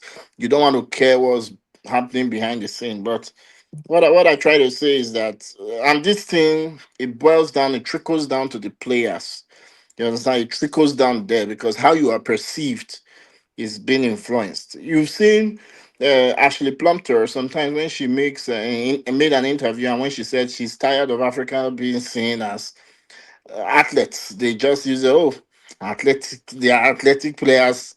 They just want to run. Xavi also said it. He doesn't trust that Mane can play in little areas, small areas. They say these comments. They say these little comments, and and sometimes it's true too because the development in Africa is very bad. But then again, it is their strength to be technical. That's their strength to play like that, obviously, because of the way they evolve. Brazilian players are also athletes. You understand? But they develop Brazilian players into those players that like to play in little areas. You understand? Vinicius Jr. was an athlete before they started to change the way he plays, and you understand, and they helped him develop. So that's why I said, whoever they try to develop, they will try. You understand? You've seen they've brought in a lot. There's more Asian players now. I mean East Asia, right? More of them now. They've tried a lot of them, bringing them to England. So Europe sees itself as a global brand that has to reach out to different continents. And so when you have a global brand of that magnitude, it becomes a thing of how they would advance politically. So they look, what are you giving to Europe? You want them to give. They sign a lot of agreements with a lot of big nations in the world, and these agreements involve trade, involved all of these things, and it doesn't help us. Do you understand? Where it's now equalizing is because FIFA is stepping in to say, okay, top 50 nation in the world, this is the players you can get. You have to get, those kind of affirmative agenda that they try to do, which is helping countries of African nations in the top 50. You understand? It helps. You understand? But I think this is one of the factors. No matter, I don't know how many percentage you put it. You understand? The other factors, I also agree with some things. Another thing I might say is that considering the kind of attacker they have. The question that you asked about Julian Alvarez versus Osimhen, I would say Julian Alvarez. I think age might be a factor there. Julian Alvarez can play better with the ball. I've always said it before that Osimhen is more of a fox in the box, good header of the ball. The ball, he likes the ball in front of him more than behind him. So there are some little things there that maybe Julian Alvarez might have would tick more. Julian Alvarez is a Latin player. It's a more the Latin style of play or Portuguese style of play is it's an all-round kind of football. They play, they are more technical. The attacker can move, you understand. But that's still not an excuse because people bought Kane. And Kane, I think Kane and Victor Osimhen kind of a 65% similarity there. The only difference is that Kane likes to drop deep and get the ball. Osimhen, even though Osimhen drops deep, Osimhen's strength is impressing. You understand? So there's some similarity there. So they can still use him if they want to. And if Osimhen has not gone to a club that will work for him, you understand, that will play the ball around him and put the ball where he wants it. Most of the clubs he plays for, the wingers are almost like starmen. You see Kvaratskhelia or the other guy in the right. Before Kvaratskhelia, before in Napoli, before Kvaratskhelia came, they had Di Natale. I said, is it Di Natale, the one that went to Canada or America? What's his name? Yeah, Insigne. Insigne that doesn't pass. You know, those are the kind. So Osimhen has been relegated to this kind of attacker that tries as much as possible to box the defenders there. He wants the defenders must so keep the defenders in the box. You understand? So that the wingers can do their thing. You understand? Okay. So I think if he plays for Barcelona, a team that wants 11 men on the ball all the time to play, he would score many goals. He will so score that you understand, they will even be substituting him so that they don't just want him. I think Osimhen has the emotional mentality, strength to play with some of the big coaches of the world. And I also think the way football has evolved, you understand, I don't like, me personally, I'm not a big fan of coaches that wants to control 100% of how the player thinks, how he plays the ball. You understand? I think it's depriving us of real football talents like Neymar and the rest, because they can't. Some coaches cannot handle them. Yeah. They would not. They would say they can't handle them. Yeah. You understand? Yeah. It has its good side. It has its bad side. Like, for example, Femi Aziz. Like, I'll just go to that issue. When you talk about Femi Aziz not losing the ball, it's one of those things. Some coaches, they want you to do 100% of what they want. And you are a talented superstar. You know where you need to be sometimes. And you are getting the goals. You are hitting those points, but you won't hit it enough for them. And that's PSG, for example. PSG, the same thing. You remember the coach of PSG said, look, I don't want any big superstar. I don't want a player that cannot press. Dembele is basically waiting to press every single time. You understand? He's setting up to press. Osimhen would work in that formation, but would Osimhen be able to handle the other side of Luis Enrique that always would be telling him that he's not technical enough? You know, those little things they do in training because he's had a problem with another Spanish manager before. And this is what they do. You understand? This is what they do. Osimhen, I don't think Osimhen might be able to. No, if maybe a rising Pep Guardiola, Osimhen might have a problem with him. A rising Arteta, Osimhen, you see, these coaches, you understand, also, they want 100% control of the dressing room, and sometimes it's also a factor there. You understand? So, but Osimhen is a super talent. I think Osimhen can succeed in Barcelona. I think Osimhen is a Real Madrid player for me. Osimhen can go to Real Madrid and evolve too. Yeah, you understand? I would want him to reunite with Jose Mourinho at Real Madrid. I think he can do a lot of things there too. I think I've gone off tangent a bit. There were some things I wanted to talk about. I think I forgot. So sorry. Okay. No problem. I think he's already. contributions I show was really like that. So let me just ask you, in like 30 seconds, people have been clamoring that Femi Aziz, do you think that the Premier League is the best bet for him, or he should travel abroad?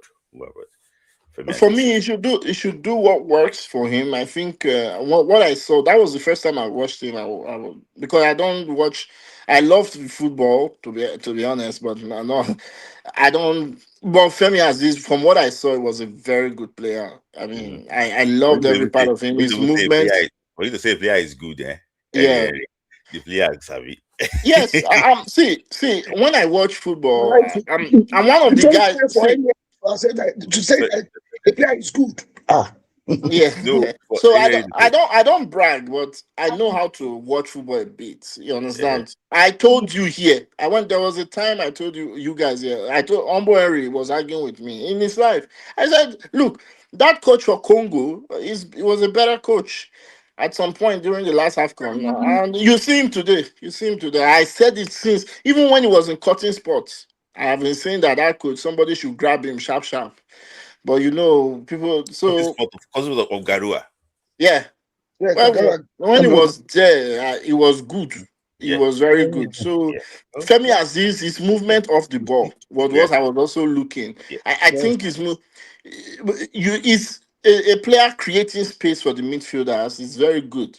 It makes the game very easy. You understand? Maybe he wasn't keeping the ball well, but for me, on the ball, when we're on the ball, making space for those midfielders to pass, I also like that about him. And I think if he goes to Germany and see if he can fast track his career since he's already 24. Yeah, that's what I think. Right, thank you. So thank you, Ashwa Ombury. Thank you, Andy. Sorry. So let me just say, because you are still here. I just always say, but you are here. Well, I can say that you also know a lot about Nigerian football. So we like to end with like this quiz, Yeah, true. I did that. So look at this one. Tell me, who is this coach? Yes, this is OK Modi. Okay, Modi. I think short man. What's it called? Champions League winner with Enyimba in 2004. Yes. I remember the game against Esperance de Tunis. In the final. I think I was actually the hero. Okay, still on the local league. Me, I like the local league very well. So this one, I will ask Idol to go first, and I will see any to go to. That's going to be the final part today. I'm sorry, those are sending say, please guys, make up your minds first. Don't allow Ombueri to come and scatter before you. Because when Ombueri is talking now, that's why everybody wants to come and talk to Ombueri. But I know people wanted to join, but it's already. I don't want us to be like 4 hours here. So this place. So I don't know. This is the team that won the Champions League in 2003. So I want to see if you can name 7 players from this team and tell me, are they the third from right? I know that. Okay, tell me, can you name 7? Okay, let me tell you. I can see Vincent Iyama. Uga Okpara. Where's Uga Okpara? Where is he? Beside Vincent Iyama. Okay. I can see in the captain handbag, Obinna Nwaneri. Okay. 3. I can see. Let me see.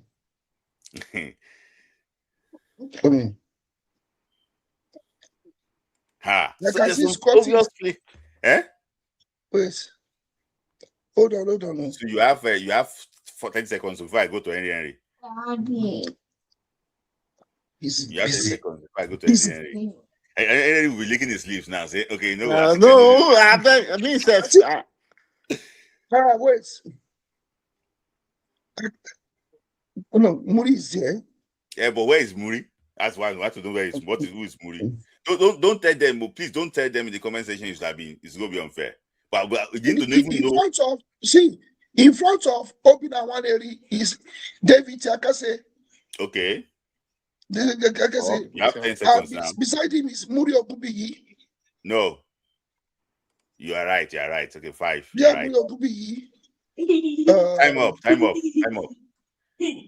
I have to mute yourself. Time up. So, Henry, can you name? Let me try. I know Obinna Nwaneri is the guy with the white armband. the white armband. There's Vincent Nyama, right there. The smile, where is smiling. There is David Tiafkase in front of Nwaneri. Ezenwa beside Nwaneri. Yes, you're going right. That's Ekene Ezenwa. Yes. Ekene Ezenwa, the number 30. Yeah. Yes. There is the guy from the north, close to the one wearing black. What's his name? What's his name? Forgotten his name. Wait. Musa Aliyu. Yes, Musa Aliyu. Well done. 5. Yes. 5. Then the guy next to him, he played for Orlando Pirates. Yes. Okonkwo, I think so. Yes, well done. They call him Tico. Okay. Yes. Okay. Oh yes, Onyekachi Okonkwo. Yes. On this one. Okay, you won't name anyone one again. The bald guy. He is the defender. We named him last week. Yeah. During when Ogbonari got it. Yeah. Uga Okpara, yeah. So yeah, I think that's everybody. Okay, I got everybody in the back. Okay, there's a player here. They call him Emeka Nwana. Ayaya.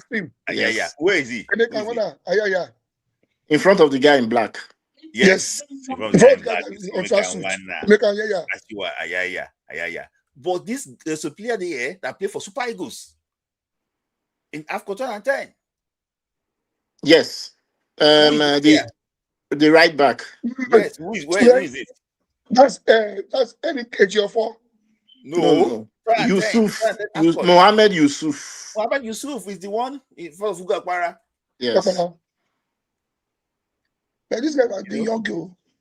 But these guys were young then. They were young then. Yes. So I think Bob Osim is also there. So the guy in black is Coach Eguma, Stanley Eguma. Yes, Stanley Eguma. Oh my goodness! So that guy has gone really back. That guy has been there. It's gone really, really back. So well done. Yeah, Ajibajo Malade. Thank you, Ajibajo Malade. Actually, so I like the way you got Ekene Ezenwa. You give me a lot of because I didn't know that Ekene Ezenwa. Because I remember he was the one that was up front against Ismail. You remember? Yes. Oh my goodness! I watched that game. They were beating him. They wanted to beat him up. Yes, they wanted to beat him up. Yeah, they wanted to beat him up. That's wicked. And look at this guy, Emeka Nwana. Yeah. He came from. He came from. This was for me. I will not lie to you. This is probably the best Nigerian club team. Yeah. It just shows us that if we can get it right in Sub-Sahara, forget all this thing about the thing is that we can't. Apart from South Africa or North, I don't know why our club football is not good. With no respect to those that have played, that the club have played for Nigeria in the past, no.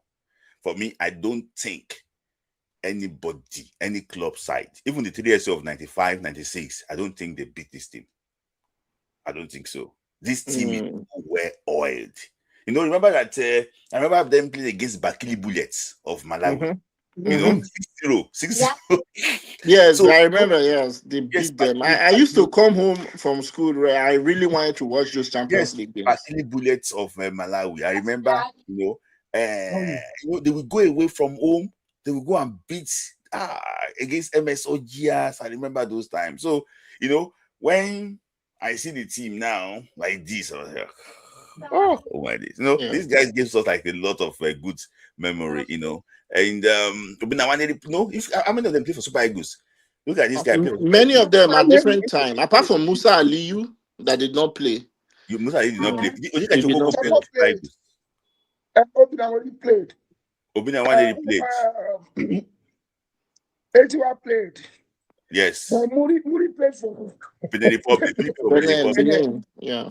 Yes. But played on Basic Goose. I also was invited to on Basic Goose. Yes. Ayaya and Ekene Ezenwa. And this was 2004 under OK Modi. No, this was 2003. Champions. OK Modi. No, but there was Jotez Frimpong. Oh yeah, 2003. Jotez Frimpong is not here. Where is Jotez Frimpong? No. Because Ekene Ezenwa displaced him. Okay. Yes. as a starter. I can understand why But displacement. he was in the first set. You know that, and that's not even what this team is that.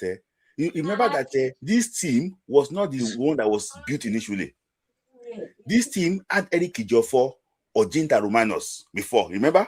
Yes. But they have to like drop, they keep on changing and changing. So the Odumas or Ginta, Ejiofor team, they went to go and play Inter Milan, remember? Yes. And they When lost. So they they just started to rebuild with the team. So that's it. So in fact, when Okeomodi now took this team to Turn 4, Enugu was playing on a regular basis then, was coming on. So I think he made some changes there. He brought in there's some players he actually brought in, Yeah. So he was Emmanuel Issa. Yeah, Emmanuel Issa was here. I think he was playing for this team before. I think with one of these northern clubs, either Katsina or Plateau United. Katsina. So, this team for me, I think the best club side team in the history of Nigeria. Ndidi Anuminu, yes. You know that Anuminu was part of Kanu 93 sets. Yes, now. Yeah. So to tell you that these guys you was wearing number 7, Abi. Yes. Number 7. So so don't worry. There will be price next time when what set was? I think Sheyi was part of the first set. Yes, Yogusa was part of the first set. Yes. That he was playing Eric Ejiofor. Yeah. Even Ainba was the first choice then. I think it was first choice under Kadri Kana. So this was Ikari's team, but he just shoveled the team together. Based on what we have been saying. Remember, Kebody was part of the team before when Ikara was there. Yes. See, you don't see that. It is good to transition. That's the problem we are facing. That's the problem we are facing now. And it was like he followed the same trend too. Yeah. Just added a few players. Then if they invite any player from this team to Super Eagles, it's hard for you to argue that they deserve it. I remember they were contemplating that which player should we pick between and one of the reasons many of them they don't play at Super Eagles at that time was just because we had too much talent in front. Yes. It was a struggle to bring in Romanos or Ginta. Yes. Because he went to the AFCON squad in Morocco. In Tunisia. Sorry. Yeah. Yes. Yeah. So it was some of these players were really so talented, but it was just like at that point we had Agali, Julius Agahoua. The team now played under 23 on Akadikana, if you remember. Yes. Yes. Because Tico played then. Tico, he played. No, if you remember, he moved to Switzerland. Switzerland. Then, yes, he was in front of play of complete sport all the time. Onyekachi Okongo, he was doing so well for Pirates. Yes, they call him Tico. See, like this team was built. Remember, this team had players like Chudi Mwagu. A lot of players, they built this team. See, they achieved. Yes, honestly, that's why. See, this team, that's why I said I'm just celebrating them from their coach, Modi, Kadri Kana, and the guy that actually was playing. Shout out to them. So, and that picture, and that picture will be coming tomorrow. Not tomorrow, Friday. That's going to be slightly not a team, but it's going to be different. But shout out to you guys, the two of you that recognize. I don't think any could recognize the one I recognize. Oh no! This at least 90s to early 2000. I remember. I watched all this game live. Honestly, yeah. I watched it because then at least that time we see they try to play. There was a player I really liked in Eyimba then. They call him Little Damian Ude. Oh, Damian Ude. Yeah, I love the way that guy played midfield. I love the way that guy used to play midfield. They have a team for Champions League. They have a team for league. Smith, Yeah. this guy, Ajibade Omolade, you know, he was meant to travel. He was meant to travel, go to Champions League. He didn't go. Yeah. He was meant to go to one obscure league in Europe. He didn't go. Why I've would met he him go? several times. I've met several times. And you know, the good thing then was that apart from Enyimba, we had teams like Sunshine Star, goalkeeper Sunday Rotimi. Yes. Sunday Rotimi, very Yes. good goalkeeper. Yes, we had a team like Julius Berger and Endurance Ndao. Kabiru Alausa. Yeah. So You- we had, yes. There was a time they invite when we played under 23, David Tiafkase played. Yes. We beat a team nearly 6-1 in Yeah, under 23 qualifiers. And David Tiafkase. Tiafkase not really make team for even they near any Super Eagles team. Never. See, that time, we had 3 teams. Semi-final of the CAF Cup, Rangers, Winners' Cup, Julius Berger, Enyimba, Champions League. So then we were in the glorious days. Thank you guys for your time. I don't want to. Please, Yeah, sure. Thank you so much. Wait a minute. Before you leave, this guy, Ajibade Omolade, I went to play for Enyimba. He built 2 houses in Jos. I built one in sometime in Ogbomoso. Can you imagine? From local league. Glory good days. Thank you, Aizatu, for finding time. Thank you. Yes, that's today. Thank you guys for your time. I hit my time again. Thank you for those that sent requests. And shout out to PJ Sports. PJ Sports is our new member. So he's part of the Wish team now. So when we are doing live, PJ Sports is going to be there and all this live that probably for our members. So thank you for everybody. Wale MD, thank you to everybody that sent the super chat. I really appreciate you once more. Tomorrow, if I have time, to talk more about Nigerian sports. So thank you. God bless you. So Uche, I'm sorry. I just I know that you want to talk about that Osimhen matter, but it's just that if I post that link there, maybe probably I will get your number very soon. If I post that link there, just say that everybody will come again. I won't worry to apologize on that you want to contribute to, but I know that Ongweri you like Wala. I'll call you when I'm done to Ongweri. We share apologies and everybody too. I think somebody else again is talk. Is it Samuel? And somebody to say, okay, I want to join, but because Franklin, yeah, that's my guy. Franklin, I'm sorry, I'm not sure what I bring you on to. So I'm supposed to think again, but don't worry, I beg, no verse. I have to go to bed. I beg. See my hand, I beg. Thank you. I'm ready for your time. I appreciate you. God bless you. God bless Nigeria. God bless Africa. Thank you.